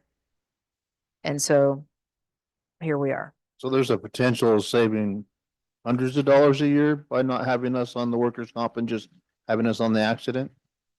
Yeah, I mean, I can get back to you on the specifics. And again, this is a resolution, so it could easily be changed at the next meeting if we needed to bring another one back.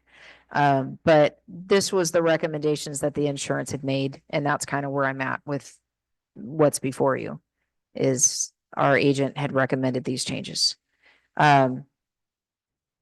When I turn this in and the other paperwork for the renewal, I'll get they don't give me all the rates. We are looking at a substantial increase in insurance across the board, but that's everybody. I personally think if we can save money for this town, we should.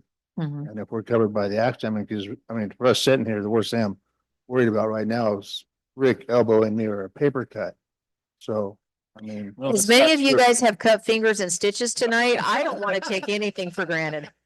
You could get up and trip and smash your face into the floor and that's gotta be covered. Actually. That would be would covered by the under accident. The building? That is our building. Okay. No, No. not the light. I think for my understanding, what I'm thinking in my head is Hey, the reason. order. What? Go ahead, Joe. Oh, the reason why I'm trying to see why we justified having us on there. The only thing I could think of is the mayor and the council used to do a lot more volunteerism Mm-hmm. in the field with a lot of stuff. Well, that's covered under 3. Right. Number 2 is administrative duties. So that would be coming in and helping with the shredder or filing or sitting in these If it's- meetings. Then we just need to remove that. Yeah. That, there's no point in, I mean, that's. If it's here in the building. If it's us out there doing stuff, that's a different story. Mhm. That's where the accidents are. Not gonna happen. Yeah, I'm not gonna take anything for granted. Well, let me knock on wood on that. Well, as long Yeah. as, well, So- Leah's not making salad or something. What I presented before you is what was recommended by the agent. If you don't want workers' comp coverage for you as a council, for the administrative or the manual, we can also say not applicable, and you guys are just covered by the accident policy, just like any other volunteer. Is that what I'm hearing you say, Joe? That's what I'm thinking. Yeah, I mean, you're basically telling me the insurance agent recommended that we buy his insurance. That's what I was thinking. Well, That's what I'm he's looking at giving my us brain. commission is basically. Right. So then you just need a motion? Well, I would say that because what was, if you are gonna make a motion, make your amendments. So I recommend adoption of resolution 25R26, amending 2 and 3 to be not applicable or something like that, if that's what your recommendation was. Yes, ma'am. Can we wait to see what how much they're charging us?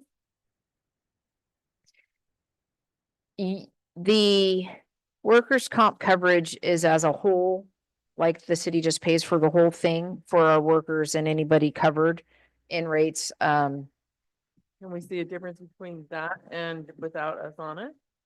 There's much of a difference? And it wouldn't really matter, would it? If there was no difference, it wouldn't matter. But Yeah, it is a yeah, difference. I don't know how significant of a difference it is. Can we table this until we find out? Yeah. Of course you can is the right answer. What I don't know It's is, for deadlines. yeah, I'm up on my deadlines, I'm up on the budget, I mean, we can always go back, but I mean, we can try, but that means we're having a meeting in 2 weeks and we got to get some things through, but and I'll just highlight some budget lines of adding information to, but if you want to table this for 2 weeks and but I and my only hesitation is, I don't know why you guys were in there in the first place. That's kind of where I'm. I Yeah. mean, I'm who added the manual labor because I was freaking out how much manual labor counselors were doing. But at the same time, if it's covered by accident, is it enough? Or is it, not? So, I mean, I can bring it back in 2 weeks and try to get those questions answered. My recommendation would be one of two things. Approve it as it is before you tonight, and we can bring a different version back later. Or table it for 2 weeks and I get you more information but I don't recommend amending it and passing it until I can get you some more information back. We accept it as it is. So then can I make a motion? Just see where it goes. Yes. So I'd like to make a motion to accept resolution number 25R-26 as is. I second that. Any other questions? All right, one motion and a second, roll call. please. Counselor Beachhead, Yes. Counselor Berggren, Yes. Counselor Frazier, Yes. Counselor Martin, Yes. Counselor Stancliff. Yes. Motion carries. The resolution is adopted as is. Okay, Mayor, really quick, yes, could we have Lily just get those numbers for us and bring them to us? can we what? Have Lily just get those. I will try to get more information and I'll bring it back if it's, Right, under council consideration, section E, resolution 25-R-27, permission to apply for OPRD grant. so before you is a resolution, I got Monday, thus the amended packet before you, amended agenda. Realize that there is a local government grant for planning that the deadline is May 15th. And discussion in our Parks Advisory Committee for some time now is updating our master plan. And this would be applying for a grant to update our master plan. The neat thing about tracking the hours of our volunteer time is that counts towards our match for grants like this. So every time we have volunteers volunteering in the park, those hours count as a match. And every grant from OPRD requires a match. So that tracking of the time is critical. But anyhow, so we are required to have approval of our elected body in applying for the grant. And so that's what's before you. We are requesting a grant to update our parks master plan. The reason is applying for grants for things in our parks. They ask, is it in your master plan? And if it's not in your master plan, you don't get funding. So we need to update our master plan so we can apply for more grants to cover things in our parks. And there's a lot of boat ramp that needs to be done. There's a lot of requests of a lot of different things, and it'd be nice for us to improve things. We can potentially, if we get the plan for the second diversion point for watering all the systems and getting that all installed, I'd like to try to apply for a grant that we can be irrigating the whole. If it were to me, I'd go from the intake all the way down around the bend to irrigate all of our walkway and sports park and Little League and our fields with river irrigation water. That's a dream of mine. Now, we might have to do it smaller, but anyhow, if it's in the master plan, that gives us more leverage to apply for grants on. So I will just do a shameful plug that any citizen of Gold Hill that would be willing to write a letter supporting our application for this is helpful. And if anybody wants to email me a letter by the end of the week, I would sure welcome any support letters for our grant application. I'm thankful we got one from the president of Can Do. The Jackson Soil and Water Conservation District's working on one for us. Our Parks Chair has submitted a letter to Youth Council asking for you to approve the resolution, but separately is also going to submit a letter of support for the grant. But they said as many letters as we can get in support is helpful. So this is why you have an amended thing to add this resolution, so we could have this adopted before the deadline to apply for the grant. I will also point out that RV Cog grant writer is writing the grant application for us. And so you'll notice the title says a resolution authorizing RV Cog to apply on behalf of the city of Gold Hill for a local government grant from the Oregon Parks and Recreation Department to update the Gold Hill Parks Master Plan and delegating authority to the city manager to sign the application. So that's also a part of this resolution. Any questions? Okay, at this time, I would entertain a motion. Resolutions 25-R-27. I'll make a motion to approve resolution 25-R-27. Second. Any other questions? I have a motion and I have a second. Roll call, please. Counselor Beachhead. Yes. Counselor Berggren. Yes. Counselor Frazier. Yes. Counselor Martin. Yes. Counselor Stancliff. Yes. Motion carries, resolution passes. Thank you. All right. Okay, consent agenda. Minutes from previous meetings, April 1st, 2025. S- Oh, So this is the minutes from the previous meeting is at the end of the packet. It's a Mhm. consent agenda item. All I need is a motion to pass these minutes. To adopt the consent agenda, to pass the, yep. I'll make a motion to adopt the consent agenda. I'll second. I have a motion and I have a second. Any questions? Roll call. Counselor Beachhead. Yes. Counselor Berggren. Yes. Counselor Frazier. Yes. Counselor Martin. Yes. Counselor Stancliff. Yes. Motion carries. Done. Okay, reports from counselors. I got Okay. one. Rick and I are park liaisons and we went to a meeting on the 9th of April. Mhm. Correct me if I'm, or help me out with this, Lillian. But the options are in for the powerhouse. Am I right? But it boils down to funding and what the community wants. No, Okay. Is she referring to the draft ABCA? we have a draft APCA that came back Wonder making what a an ABCA is. app, I don't remember what it stands for, but basically, we've been under a brownfield project for a while for, funding to clean up asbestos and lead that potentially are present at the powerhouse. DEQ has been the facilitator of these grants and the project for us up to this point. And the one consideration for the brownfield project is cleaning up the contaminant.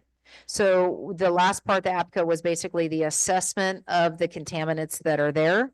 They did sampling around and they found lead, they found asbestos, and they then presented basically two options, well, three options: do nothing, an option to just abate and leave it all there, and another one to kind of take out some of the equipment in there.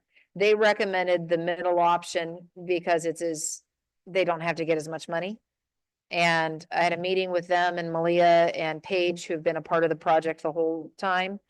And all of us were kind of like, why would we not try to go after as much funding as we can and do as much as we can? Now, in the Parks Master Plan request, I'm gonna have that powerhouse area as part of the Parks Master Plan as well. At some point, we need to come to a decision about which path to pursue with that. Does the building come out completely? Does portions of it come out? Do you try to restore something and support it?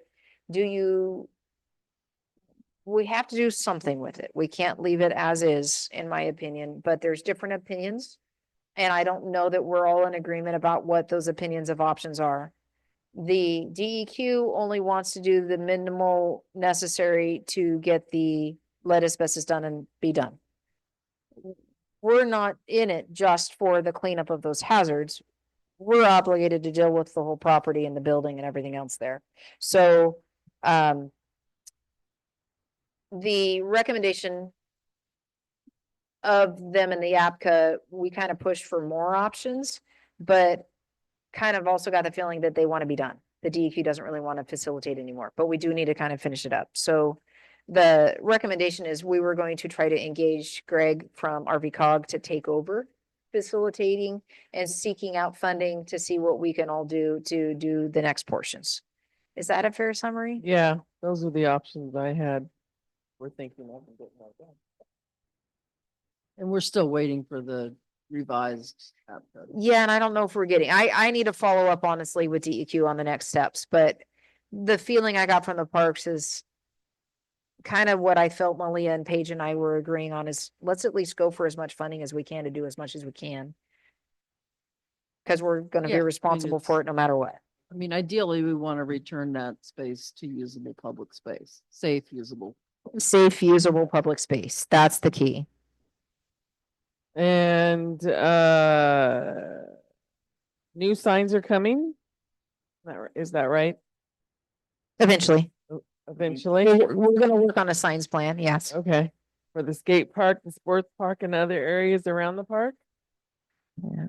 And again, that we have the sports park walk on May 16th. Is coming up soon. We're gonna do a walk through the sports park. Parks Committee, So we're gonna meet down the sports park and walk the park and look at all the different areas of the park, kind of see where things are at, do a walkthrough. I thought it was an event. I did too. Does I go for? We're looking for sponsors. We're going from the dog park to the water treatment. yeah, right. Big walk. Yeah, yeah. We're doing a walkathon. No, we're doing a walkthrough just to see kind of where the park's at, see if we can identify things as kind of see as a whole.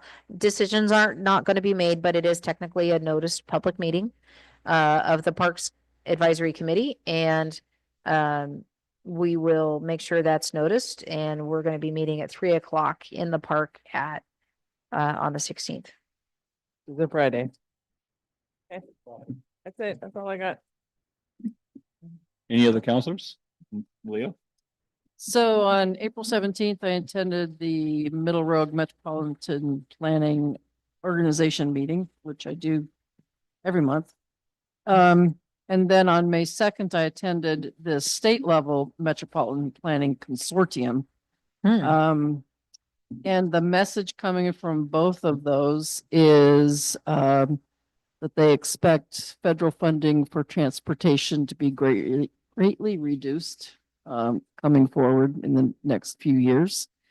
And that means that Oregon is going to have to, make up the shortfall somehow. This doesn't really affect the city, but it will affect all of us here. What they're proposing is a 20 cent per gallon increase in taxes on gas.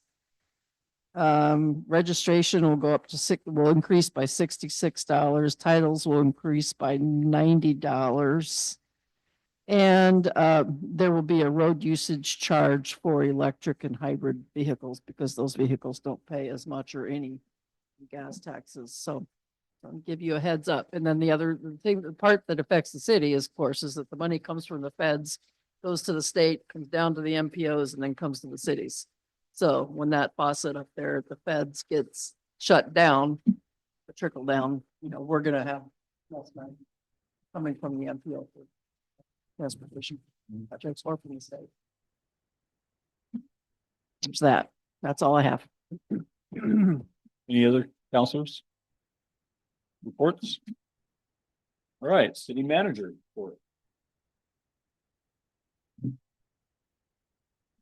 Have to get my eyes on. Well, I would like to announce that we've scheduled our budget committee meeting, which includes all council members and citizens for Thursday, May 29th at 6 p.m. Unless you guys would like to go early at 5:30 p.m. We'll figure that one out. If there's a backup meeting needed, we're holding Thursday, June 5th for that. So 1 week later. hoping to get it done in one night, but if we need a second night, we have June 5th. Then the council adoption night and all the hearings will be on June 17th, which would the normal schedule of our second meeting of the month. So we're gonna get all the notices out, and so that we can do that. So that gives us the time between each of the meetings to get all the notices necessary. This last weekend, Southern Oregon Southern Oregon Water Treatment, Mike Bolwig and Debbie worked all night doing all the hydrant testing in town.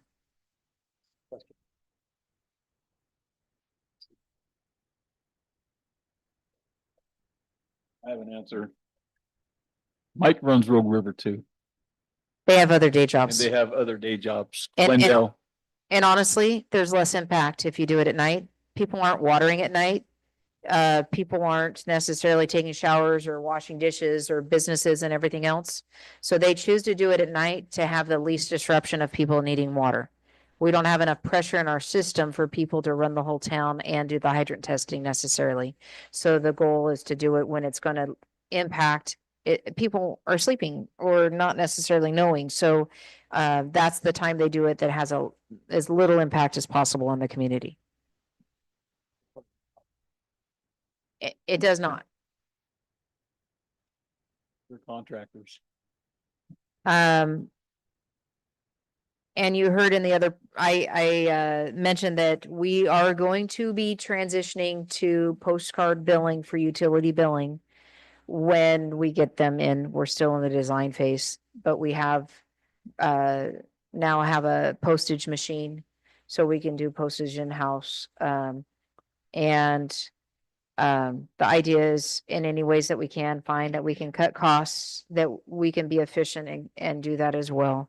I know there'll be some adjustment for some folks. We calculated or we tracked how many envelopes we were getting back for a couple months before kind of making that call. But considering that over 400 envelopes go out, less than 100 come back, it doesn't really make sense when we can cut the cost by half for doing it in-house. And so we'll print and process those in-house and go that route. So Printer that has that capacity. yes, so we lease our printer and we have so many black and white print items that are included in our lease cost, and then there's an overage cost. We actually get charged for every color copy or print we make, but black and white is kind of included. So anyhow, today we got a new printer. Our lease, they recommended we upgrade, and so our cost was actually going to go down a little by upgrading to the newer model of the same machine. So operationally, it works the same. But they said it was going to cost us a little less. So in that savings, we're renting the postage machine and it's going to keep the cost the same. So the cost of leasing the posting machine, we priced it out and had different companies we looked at. Rogue River goes with a different model. State Police go with a different model, but the models they go with were over $50 a month more than what we went with, and does the same stuff. So we went with a less expensive route. Okay, I also, we have posted a current job that is at one point we had a parks superintendent. And what I have been able to do and other things, I have posted for a field services manager that will be someone to create and run a code enforcement portion, take over the planning portion of our reviewing plans and doing the permits, doing the inspections of the permits. That's currently not happening. Could potentially do other building stuff down the road, but the things that we're not doing right now, that is really the biggest gap. What we found is that I'm involved with the grants at such a level and so much of the information's in my head. It doesn't really make sense to pass that off to somebody else. And so in speaking with the employee that was a grant administrator, and she was in agreement that our greatest need was actually this other stuff. And so that position was eliminated. I'm going to continue to do the grants and working with RVCOG or in that capacity. But the bigger issue would have somebody that can do the portions of our field stuff and stuff that's not getting done right now. So Fred is kind of acting as a facilities and parks lead. I will be at some point updating that job description to cover he's maintaining all our facilities in a great way. Both positions, it'd be a working manager in the field as well. So covering each other, but responsible for the streets, the public works, the stormwater. And then again, wanting to get those locates back in house so we can save money in doing that process. So that position got posted on Friday, and with it, we don't have a second person in the office right now, and we don't have a second person in the field right now. And so we're kind of taking those two wages and combining in that process. We are going to be looking for a part-time office assistant to work 4 days a week, 5 days 5 hours a day, so 20 hours a week in the office. That will kind of be the direction that we're looking at doing things. And so, and redirecting some of those efforts and stuff. So, working on lots of job descriptions, looking on different stuff, but hoping to recruit a very qualified, good candidate that can help us do this pieces that are not being done, that we get a lot of calls from the public related to. Where do we post those? Our HR consultant with RVCOG posted it on the RVCOG website. It's posted on our website. It's posted on Indeed. And I don't know if they did a government one as well. But so that's where it's posted right now. I want to give you an update on some grants. First and foremost, the best news I've heard in a long time is that the freeze on our federal grants has been lifted. So for the last year, we've been jumping through the hoops in the annexation of our sewer by the Rogue Valley Sewer Service. Part of that annexation agreement is that our loans would be assumed by the sewer service, but USDA said not so fast. You have to go through it the right process.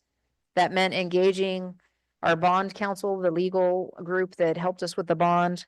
And anyhow, this week we got the all clear that we can move forward with the EQUAG grant, which was emergency funding to replace some pumps in our intake. We're desperately in need of that, but we have to update the costs. And so Atkins is jumping on that right away. And we did not have enough money to cover the cost of the first round of bids that went out. So they're going to update the cost sheet. USDA said they would try to help us see if we can get some more funding for that project. The 14th is scheduled for RVSS to go over the review of the paperwork, and then it'll go to their board for approval for assuming the loan. And I have a meeting this Thursday on the intake project, an update with USDA and rural development. So I'm really excited about that grant being able to finally move forward. I will tell you that when the city moved our water intake from the powerhouse to the new intake structure, they applied for an updated water right. So when you have a water right, where you draw the water is mapped out. Well, we were changing it from the powerhouse to upriver. And at some point, the city canceled our application and decided to put a different application in asking for 2 diversion points, the intake and then a second one down by the field so we can irrigate or do whatever we were going to do with. At the time, I think we put a pipe in without permission and they were asking for permission after. They applied back in 2021 and it came through in 2024. So we've been having to jump through those hoops of notices and other stuff. No objections were filed. But what it did is it put the city in a space that we no longer have an unlimited water right like we had before. We now have a reevaluation of how much water we are going to be allowed to draw from the river. And we have 15 years to prove our capacity is the language. We need a third pump in our intake facility that will meet the requirement so we don't reduce how much water we can draw. So that is something I'm going to be pursuing, is getting a third pump in our intake so that we don't lose our water right at the level we have right now. But that is something that happens when you go to update it. They reevaluate your need. And if we can't prove what we need, they're going to reduce our authority. And so that's something we now get to work on. CDBG grant. I met with the administrator of the grant and the environmental review team today from RVCOG. We had a meeting last week. Atkins was here all day reviewing the sites, going through all the areas. And there's going to be some steps and some resolutions and some policies that we have to go through that will be coming since it's federal grants and there's requirements for that.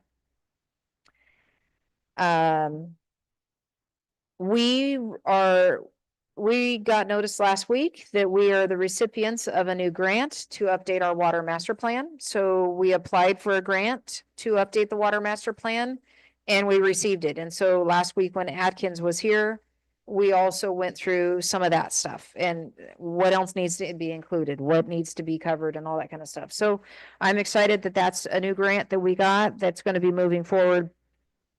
Last week, we applied for, submitted, Atkins also helped me with the design, a small city allotment transportation grant to repave. What I chose to focus on this year was 4th Avenue between Gustav and Dardanelle. And so at one point we had, they had an option for us to put stormwater and curbs on both sides of the street. And it'd only go one block. I said, no, it would feel incomplete. So can we focus on the curbs and gutters on one side of the street and pave the whole portion between Dardanelle and Gustav? And we were able to come in under the budget requirement for that by $200. Sidewalks or just curbs and gutters? So the north side of the street has partial sidewalks. This would put sidewalks the whole route. And it would basically repave, redo the sidewalks, put ADA ramp. So right now we don't have them all the way from Gustav to Fredenberg. And we'd have to do a partial retaining wall in there as well because there's some interesting driveways and no sidewalks. But so we would have the ramps, the sidewalks, the retaining wall in that portion, redo the next portion, and it would just be consistent all the way across. Because I know that Swede is looking at doing some other stuff across the way, I did not think it'd be appropriate to put a curb and gutter in there and take out all that parking that everybody uses right now. But we can at least pave the street. But it's a competitive grant. I don't know if we'll get it. We didn't get it last year when we applied. And the year before, the city was doing something else. So we haven't had it in a couple years. But the application got in on time. And our application for the 4-way grant, we had a site visit last week and went through the parks with the board member that is representing us back to the board. There's some more things I have to get back to them and they're going to present to the board, I think, next week. Our transportation grant, the TGM grant for the plan is awaiting some stuff back from ODOT, but we did get the exceptions approved from the state, but we're still in just waiting mode. They haven't issued the contract or anything yet.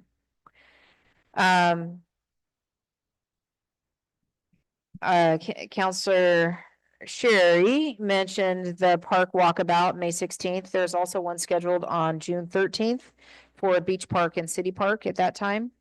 We got the irrigation. I told you guys we got the irrigation fixed at City Park. So now the timers are going to work there. We don't have to manually turn the sprinklers on, but we are waiting for the contractor. All of a sudden he got busy with his other projects and his like regular customers, that the work in the sports park is waiting for him to free up some time to come out. So we are still waiting to fix the sprinklers in the sports park. Still pushing to get it done. we printed notices and hung them on doors and we put out flyers and I signed an IGA for part of our community wildfire risk reduction grant from the State Fire Marshal's office, and the crew from Fire District 3 is working in our community right now in our right of ways. It'll be alleys and streets and right of ways, reducing fuels reduction. They're gonna work up until about June 1st, when, as soon as fire season is announced, they have to stop. Because their crew all happens to work for other people and this is a second job, so they're gonna get as much done. We'll try to do more in the next year. But they have been trying to reduce fuels. I guess they've been working up in the Ambrose area. Yeah, they did a really nice job on Ambrose. Wonderful. So anyhow, they're gonna be coming down in this area. I gave them the signs that we got with the grant that also say paid for by state grant, so they can kind of put those signs out so people can see that this is how that's being funded. But they are out there working. I want to remind the council, I'd emailed a couple items. One of them was, do you want to be in the parade or not? And I heard back from enough of you that we signed up to be in the parade as a council. And I want to make sure we're all there. So we need to come up with a plan. So if anyone wants to volunteer with the plan for that, or do we just sit in the back of the trailer and kind of go that route? I don't know. We'll need to talk. Well, we can, last year, we can use a city truck. And We did the game. we did the Gator last year. The mayor and his family were in the back throwing candy, but we're not allowed to throw candy. If you want to just walk along a city truck, or if we want to get a banner or something like that that says your council and you guys walk and pass out candy, or we can just ride in a vehicle and you can wave and smile, and that's totally fine with me. We can also use the flatbed, put a couple bales of hay on it or something if you guys want to sit in the back of the trailer and we can haul that through. They do that in the Rooster Crow. Rogue River borrows our trailer. What's that? You like that one? Okay, or we can ride Get our Rick's wrecking 6 shirts. motorcycles. Got a motorcycle trailer. Um, That's a bold hill for you. That's awesome. I'll try to think if there's any traffic control help. I wondered about Josephine County Search and Rescue, or the City of Grants Pass volunteer group sometimes has done their parades. So I'll try to see if I can think of some things for you, Lori, and send those out. So that's the big stuff going on right now. I think we've had a long meeting and I can talk for a while, but I'm just excited. By the way, I got on eBay and I got a $7 remote control, so we can now turn that TV on without me having to climb on the chairs. And by the way, I didn't charge the city for it. I paid for That's it, for but $7. Hey, Lily, I just wanted to say thank you for working so hard on all those grants. I'm proud of you. thank you. Yeah. Thank you. We have a really incredible staff right now too, that has made all the difference. I can't tell you, just even kind of mapping out the budget session and what's coming up and, all that. It's so neat. I mean, I met here at 6:30 this morning about one of our other grants. I met with a contractor at 6:30 this morning. And, so I was the first one here and just watching as the staff come in and checking in, and we're blessed. Fred and Mallory do an incredible job, and we're going to continue to build a team. I didn't tell you guys, I'm looking at hiring some temps for the summer to help Fred in the parks. So we are also seeking volunteers that want to help with landscaping and different projects, that want to work along Fred and stuff like that.